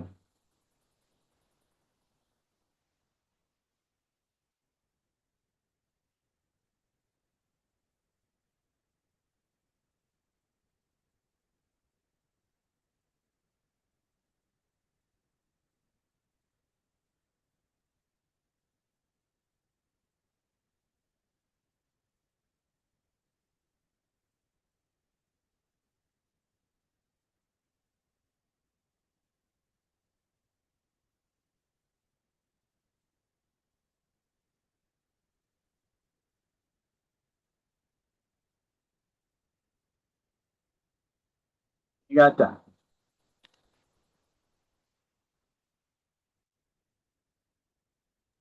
I got it. Yes, got it. Okay. So, a deed in lieu of foreclosure. In lieu, that's Latin for instead of. So a deed instead of foreclosure. It's an alternative to foreclosure where the property owner just signs the deed and gives it back to the lender so that they don't have to foreclose on them. They don't got to worry about selling the property or anything. They just give the ownership back to the lender, and then I don't have to worry about foreclosure. So they don't have a foreclosure. That's a good way for them to avoid foreclosure on their credit report, but it won't necessarily have the lender forgive you if there's any deficiency. If you give them the ownership back, they try selling it and it's still not enough to pay off what you owe them, they could still chase after you for a deficiency. So we have to inform our sellers that when that happens, sometimes the lender will approach the property owner, even if we got a listing from them, we're trying to do a short sale for them. The lender will contact them and let them, sometimes, not always, sometimes they do this. They'll approach them and they'll suggest a deed in lieu of foreclosure.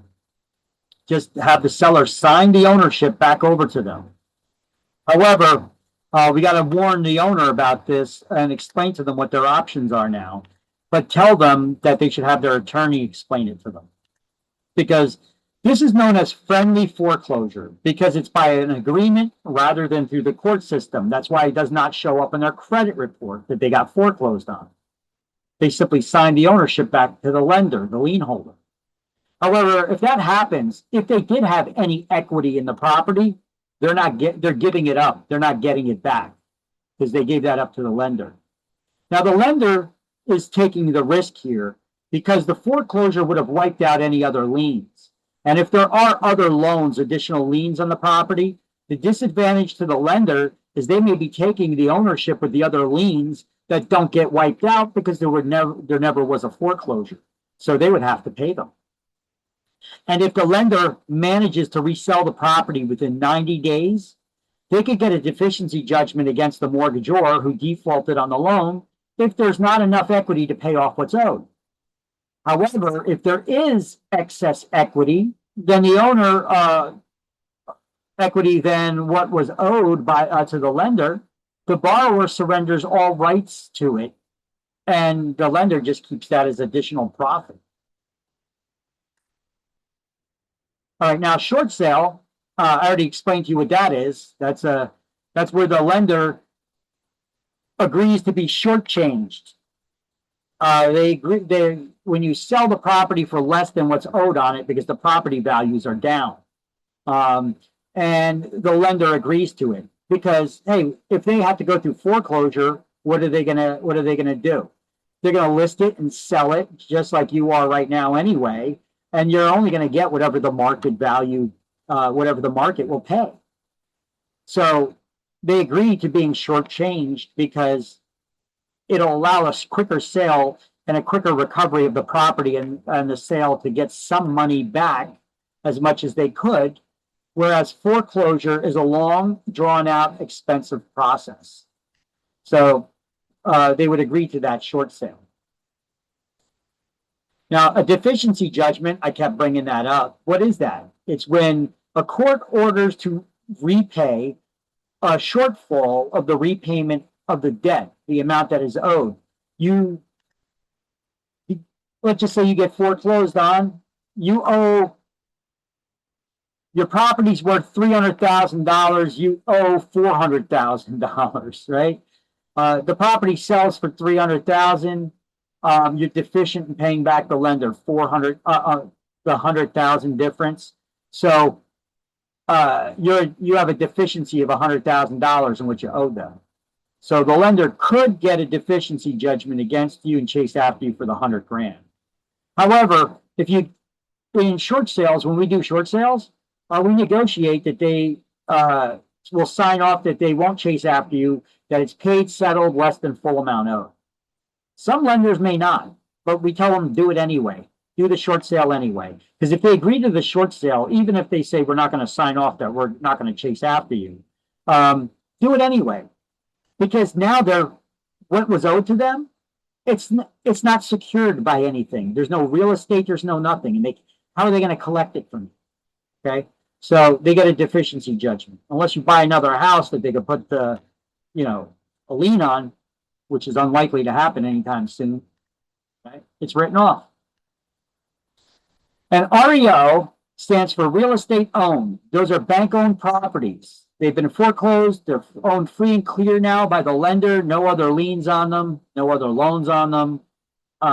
They try to sell these properties, and they usually sell them through a real estate agent. You got to find out who their asset manager is, get on their good side so that you could be that agent. Now, sometimes they troll websites like equator.com, where short sales get processed through that and they see you do a good job communicating with the lenders and such, then they put a little more trust in you and they may give you those listings. Okay. So let's do the highlights thing and the notes.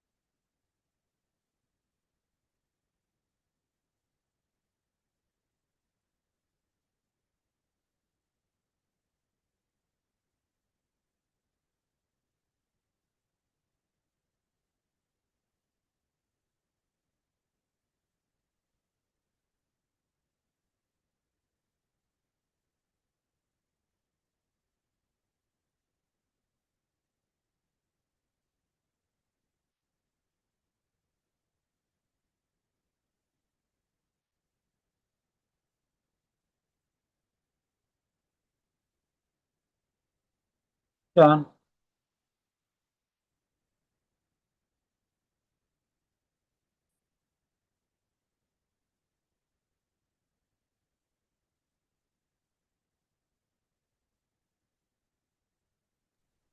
Got it.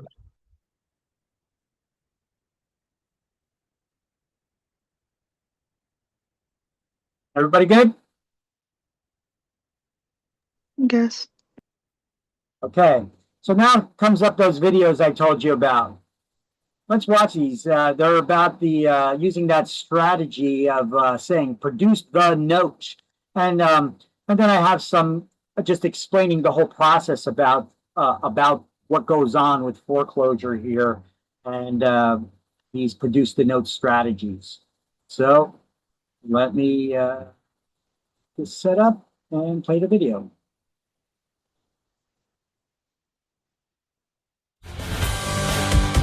All right, joining today by Peter Murphy and Terry Smiljanich. Tell us why ConsumerWarningNetwork.com got some national play this past week with an idea to helping people in foreclosures, and that is what? That is called Produce the Note. Is that like Show Me the Money? Yeah, Show Me the Money, exactly. It's on our website, and it's received a lot of national attention. AP, CNN, ABC, a lot of different entities. And what it is, it's an attempt to provide some help to people that are in foreclosure, okay, and who are just simply trying to slow things down so that maybe they can work with the bank a little more, because the bank's not returning their calls, is not willing to work with them. They hear about these Obama plans and other plans, and they'd like to participate in them, but meanwhile the sheriff's knocking on the door, and they're going to be foreclosed next week.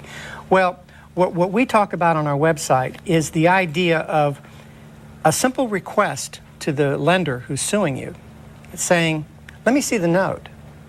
You say, I owe you this money, and it's based on a note, a mortgage. Let me see the original note, not a copy of it. Let me see the original, because whoever holds that original is the one that has the right, to enforce the debt. Well, I thought these things had been sliced and diced and chopped up and bundled and sent off to wherever. The problem is, there's still an original note somewhere. But it's been chopped up and diced and sold and resold and resold. And what it forces the mortgage lender to do is say, ooh, where is the note? And they have to go find it. And maybe sometimes they can't find it. They can still go to court and say, well, we can't find the note, but here's the proof that we have that we're the appropriate. So it's not a way to help like deadbeats or something, to just stay in a home for free. Because if they find the note, you're still going to be foreclosed on, You're still right? going to be foreclosed on. But if it buys you an extra 8 months, where you can work with the bank and try to modify, and maybe also people that have adopted the strategy, what we've seen often is that because they've taken that approach, suddenly the lender has gotten a lot more interested in returning their phone calls and working with them. It gets them actually in dialogue with the squeaky wheel gets the oil, and so they get a little more attention from the bank, and they're willing to maybe work with them. So it's not a magic bullet of any kind, but it is an approach that people who are in those kind of desperate straits where they're about to have their property sold out from underneath their feet, to buy some time to see if they can work something out. And you've seen it work for people. Oh, we've seen it work for people, and there's lawyers in other states that have told us they've adopted the strategy, and they found that courts are very receptive to it. Show me the note. Show me the note. That's fascinating. Right.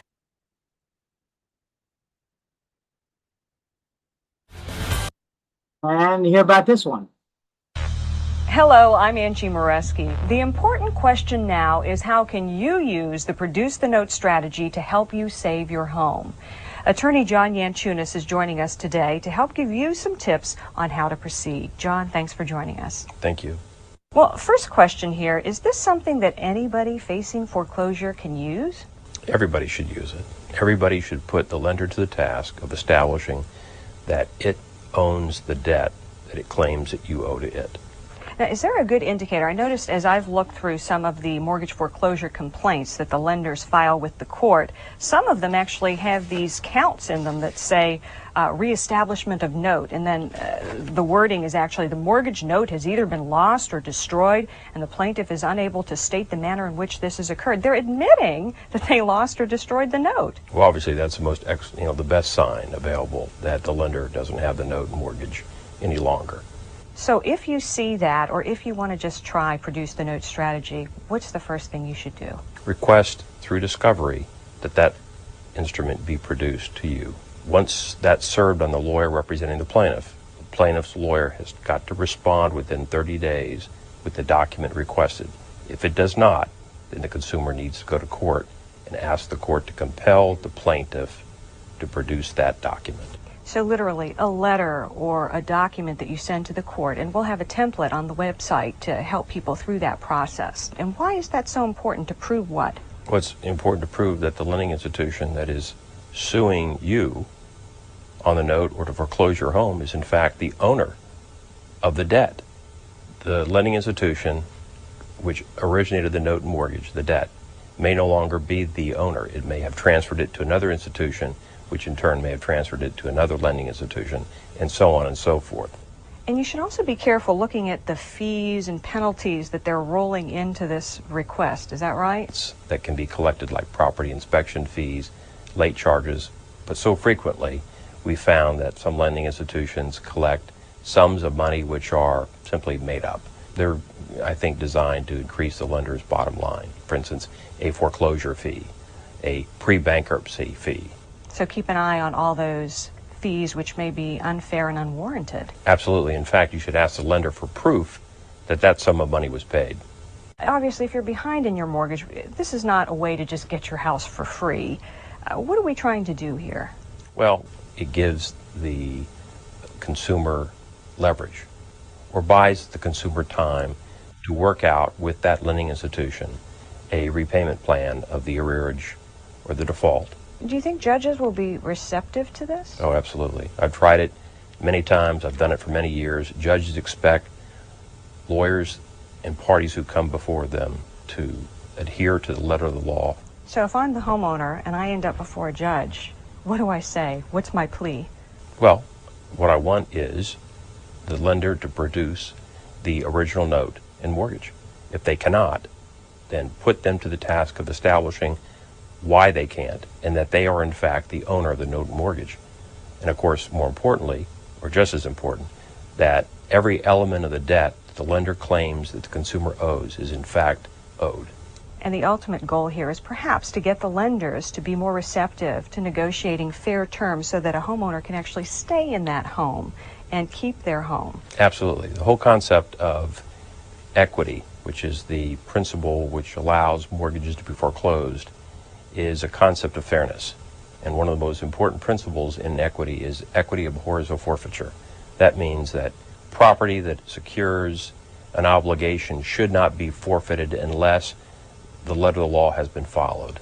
It's a pretty big thing to lose your home, so you should fight for it. It's the most important asset that any consumer will ever have. Okay, John, thank you very much. We appreciate your time here today. Thank you.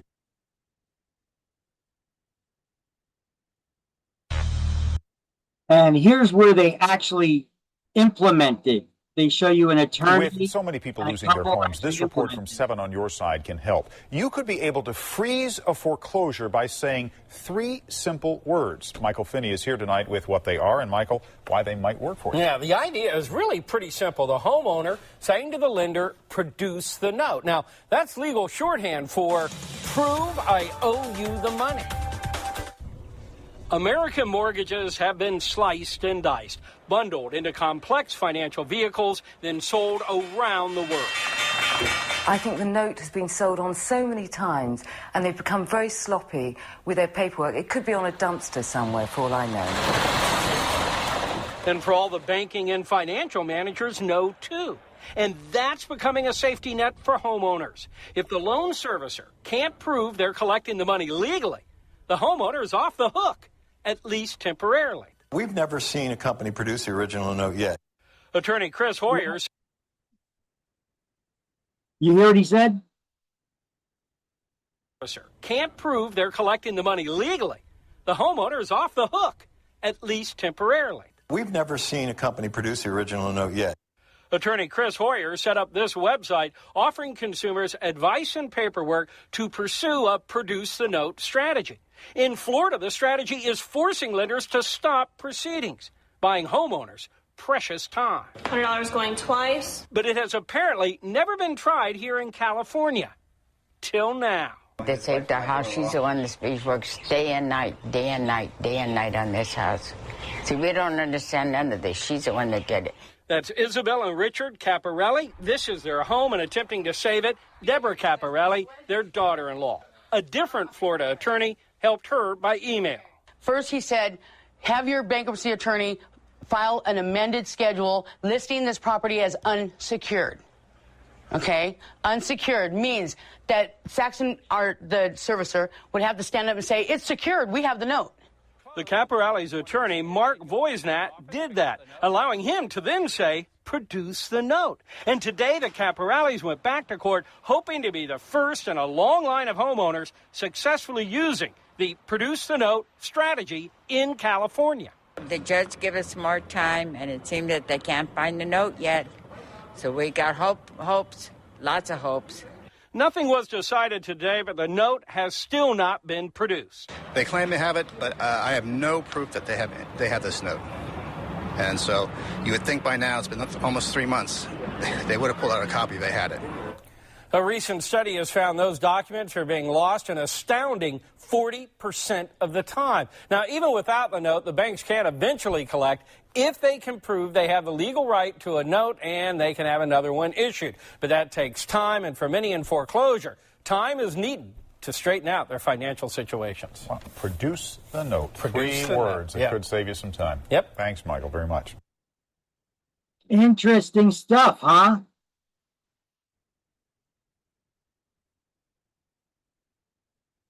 Or not. Okay, whatever.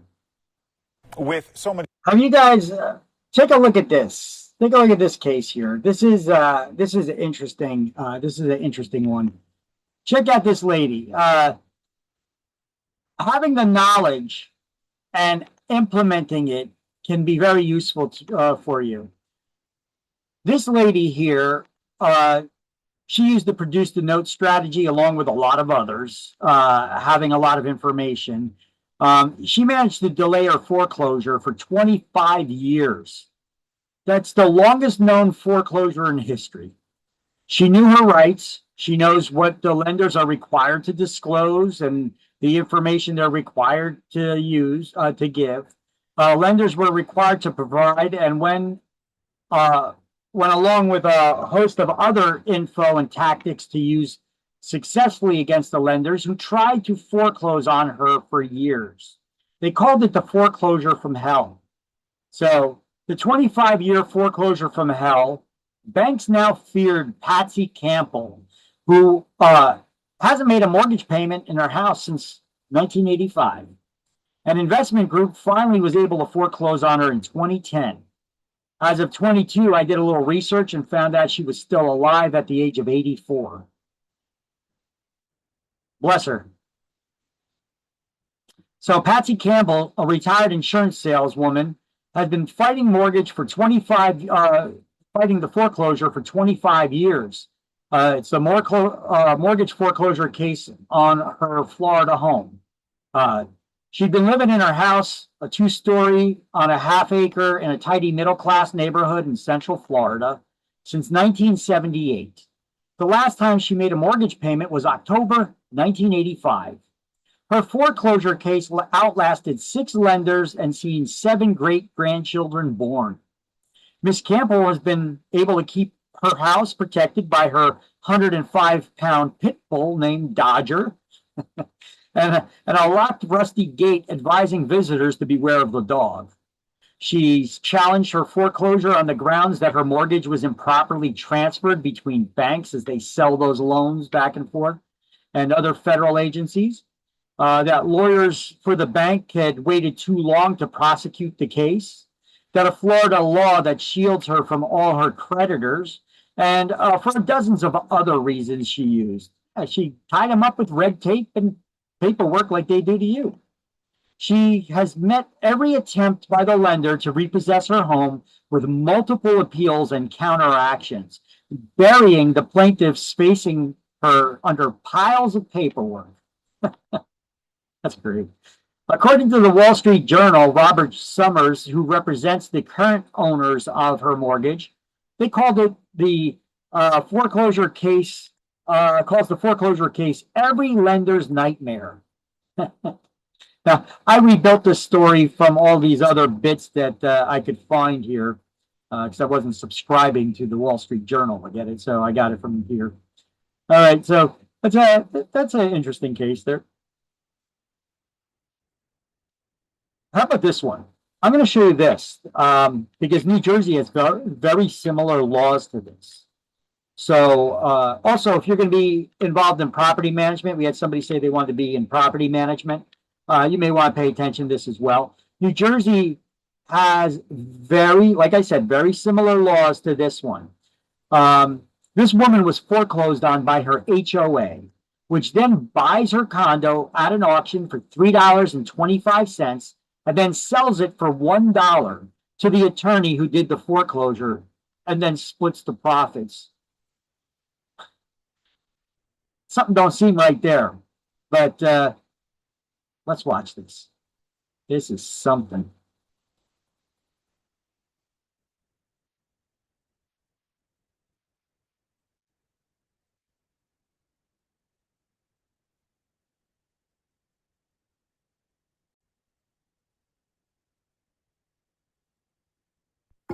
Okay, here's me calling. When Patricia Quigley calls her HOA's property management company, she gets this message. The number you dialed is not a working number. But call from any other phone number. Thank you for calling Access Management Group. You're blocked. 9 a.m. In 2010, Quigley, upset with her HOA's billing process, decided to take a stand and refused to pay her dues, about $700 that year. But that only led to letters from Lozeka and Johansson, the law firm hired to collect on the debt. And that debt had grown. Walked in, paid him the $2,700, and when I walked out, I said, "This is all I owe, right?" Yes. But it wasn't all you owed. No. Shortly after, she received another bill for $3,000. She called and sent letters trying to figure out why. But all Quigley says she got in return were cryptic statements, dates with amounts that didn't make any sense to her. Then here comes the next set of letters. And now it's up to $6,400. Turns out there were post-judgment legal fees and 18% back interest. So even after she'd paid more than $9,000, she was still somehow behind on her dues. But in 2018, she received the most shocking letter of all, an eviction notice. You know, you lose your home. That's hard. But sadness turned to anger when she realized the HOA had purchased her home through foreclosure for $3.24 a year before she was evicted. So you had been living in your house for a year, but you didn't legally own your house. No. Quigley says not only did the HOA accept her dues payment on a house she apparently did not own, but allowed her to make another $4,600 in home loan payments before getting kicked out. She paid a debt she did not owe. Yes, that's for sure. And they don't have to give it back. Attorney George Nowak has helped craft Georgia's HOA laws since the 1980s. He says Quigley's story is tragic, but it is a tragedy of her own making. It doesn't happen In a back room in blue smoke and mirrors. Nowak says the HOA can't win a judgment until the homeowner owes at least $2,000. The court must perform a title search, have the foreclosure posted in the paper for a month, and the homeowner served. They brought this on because they ignored all of the requests to pay. They didn't show up at the trial most times. You want some more? Quigley admits she never did go to court, not understanding the process or the stakes involved. But Phoenicia Law, a homeowner in Douglas County, did try to fight the HOA's claims against her. When they garnished my bank account, I was unemployed. Law owns a home in the Rosewood Community Association. She received a payment plan to catch up on her dues, but there were a few added fees she didn't understand. I didn't know how it was stacking up. You just knew it was a lot. I knew it was a lot. She disputed the bill in court, appealing to the judge for help. These exhibits I sent to the court. But court records say Law's dispute arrived one day too late. So the judge couldn't consider issues like this check, an HOA payment mailed in vain. Clearly, returned the sender 7 times. The kicker, after she lost the case, she was told to mail her settlement payment to that same address. And this time, the check didn't come back. While it's portrayed as cold and you're taking advantage of the homeowner, it's the exact opposite. People who don't pay their assessments are having everybody else in the community subsidize them. Georgia law fiercely protects an HOA's right to collect what is owed, but neither of these women deny their debt. What they do have a problem with is the inability to mediate and ask questions when a disagreement arises. A lot of times, people can't afford to fight. They just have to walk away. According to the Community Association Institute, 6 states have some type of ombudsman to help educate and facilitate these discussions. And several states require mediation before a lawsuit is filed. Georgia isn't one of them. After Quigley was evicted, the Reveal learned her HOA sold the house to an employee at the law firm involved in her foreclosure. That really bothers me because how could that not be illegal? According to public documents, Legacy Investment Properties, a company that didn't legally exist at the time, bought the house for $1 and a portion of the profits. The woman behind the LLC then reactivated her real estate license and sold the home to a new family. I've never heard a story like that before. Well, the HOA and law firm recouped their money, and the LLC likely made some. This cat's tougher than... Quigley ended up homeless, losing tens of thousands of dollars in equity. The courts have said there is no legitimate reason for not paying. If you believe the association has done you wrong, then sue the association. Pay it. And sue the association. Well, that's the way to handle it. Don't put your head in the sand or just refuse to pay the bills. Pay the bills, and then you got to sue if you feel like, it's wrong what they're doing. And New Jersey's laws are similar to that. So that's why I showed you the guys that video too. That's possible to happen here. Have you ever heard of something like this? Have you ever heard of somebody foreclosing on a bank? I mean, banks foreclose on people all the time. Have you ever heard of somebody foreclosing on a bank? As a foreclosure defense attorney, this is sweet justice. Only on Wink tonight, the tables are turned. Instead of Bank of America foreclosing on a home, a homeowner has deputies foreclose on the bank. Bank of America filed foreclosure papers on a homeowner who didn't owe a dime. They paid for their house with cash. Renee Stoll live at the Bank of America branch on Davis Boulevard in Naples with this story you'll see only on Wink tonight.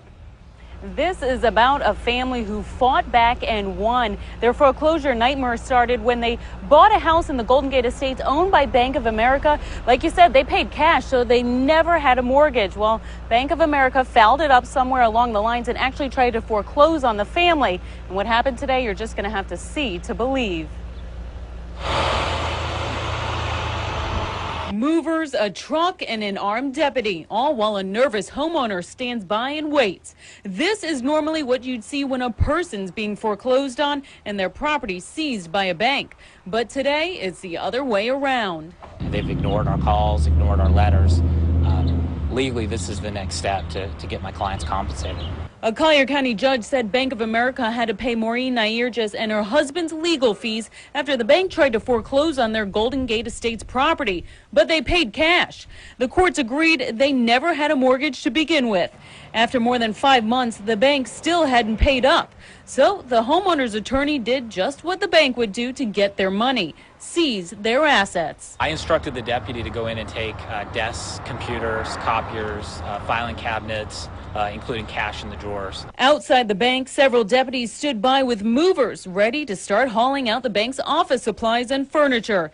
Inside, the homeowner's attorney was locked out of the bank manager's office by deputies while the bank manager tried to figure out what to do. He was visibly shaken. Having two sheriff's deputies sitting across your desk and a lawyer standing up behind them, demanding whatever assets are in the bank, it can be intimidating. But so is having your home foreclosed on when it wasn't right. After about an hour, the bank finally cut a check. As a foreclosure defense attorney, this is sweet justice because this is a symptom of a larger problem. Now, the homeowner's attorney says that he sees mistakes all the time in foreclosure court where banks do not do their due diligence, and it winds up becoming a very lengthy process for the homeowners. He says he can only think of one other time where an attorney, the deputies, and a U-Haul came to a bank before ready to seize property. That was in Tampa.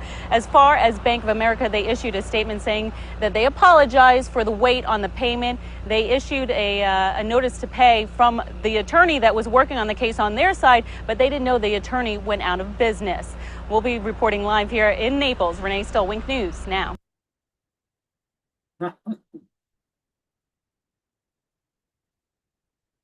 That's interesting. All right, let's go.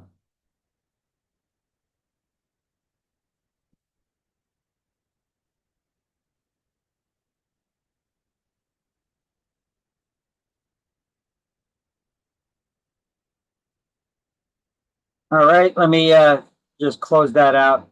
PowerPoint's closed up, but I think that was the last video to show you anyway. So let's do the key terms to review. Chapter 12.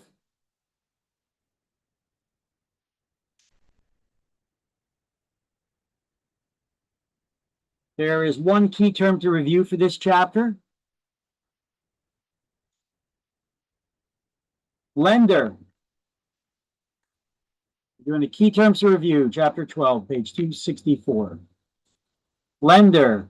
Who's the lender also known as?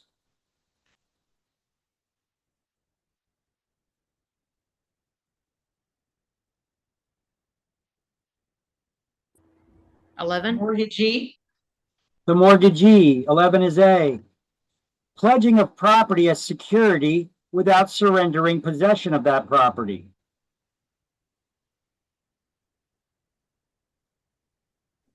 One.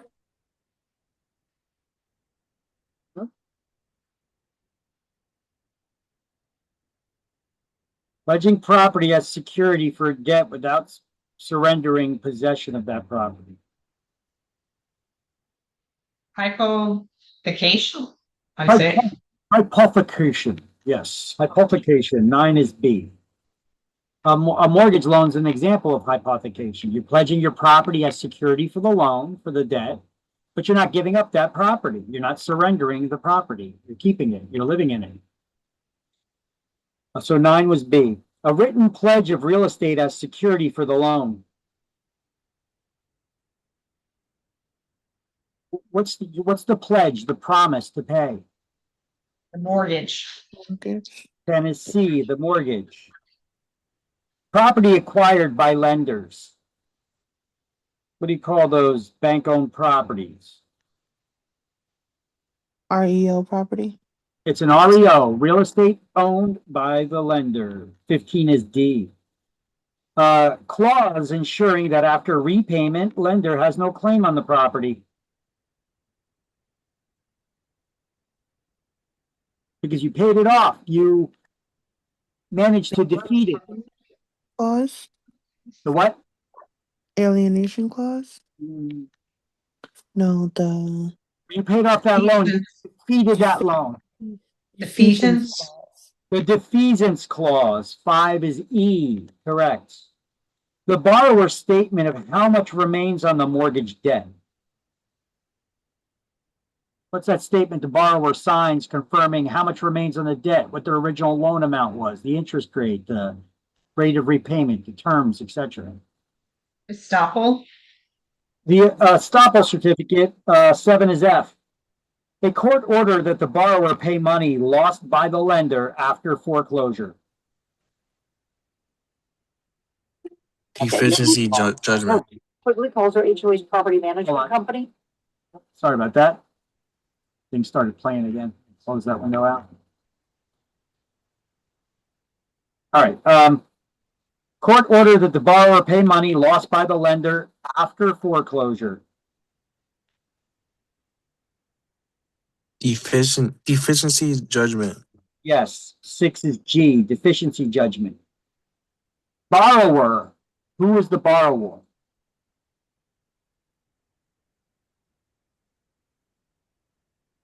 Mortgager. The mortgagor is the borrower. Correct. 12 is H. Clause stating that if the property is sold, the debt is immediately payable.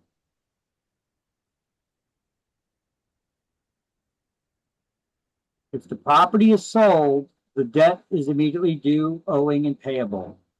Alienation clause. It is. 2 is I, alienation clause, also known as the due on sale clause or resale clause. So 2 is I. Proceeding to auction foreclosed real estate. What do we call that? Proceeding to auction real estate. Sheriff's sale. It's a sheriff's sale. 18 is J. Charging higher interest than is allowed by law. Usury. Usury. 20 is K. Failure to live up to any part of a mortgage agreement.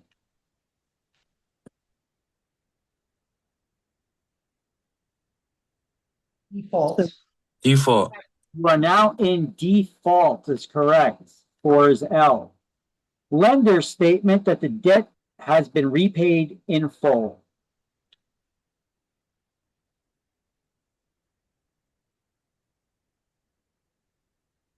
Satisfaction of mortgage. Satisfaction of mortgage. 16 is M. A personal promise to repay money similar to a note. Bond. 3 is N. Lender's statement of how much remains on the debts. The lender's statement. The borrower signs an estoppel certificate. What does the lender sign?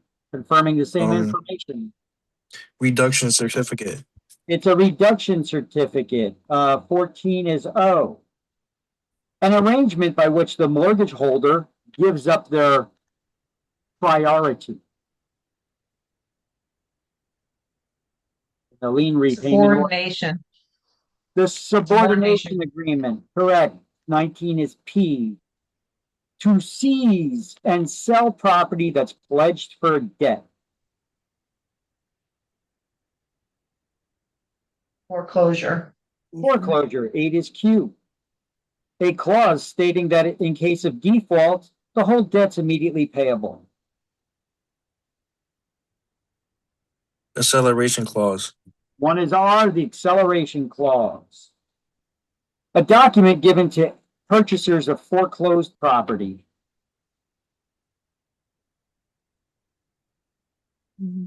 Sheriff's deed. The sheriff's deed. 17 is S. Personal promise to repay a loan similar to a bond.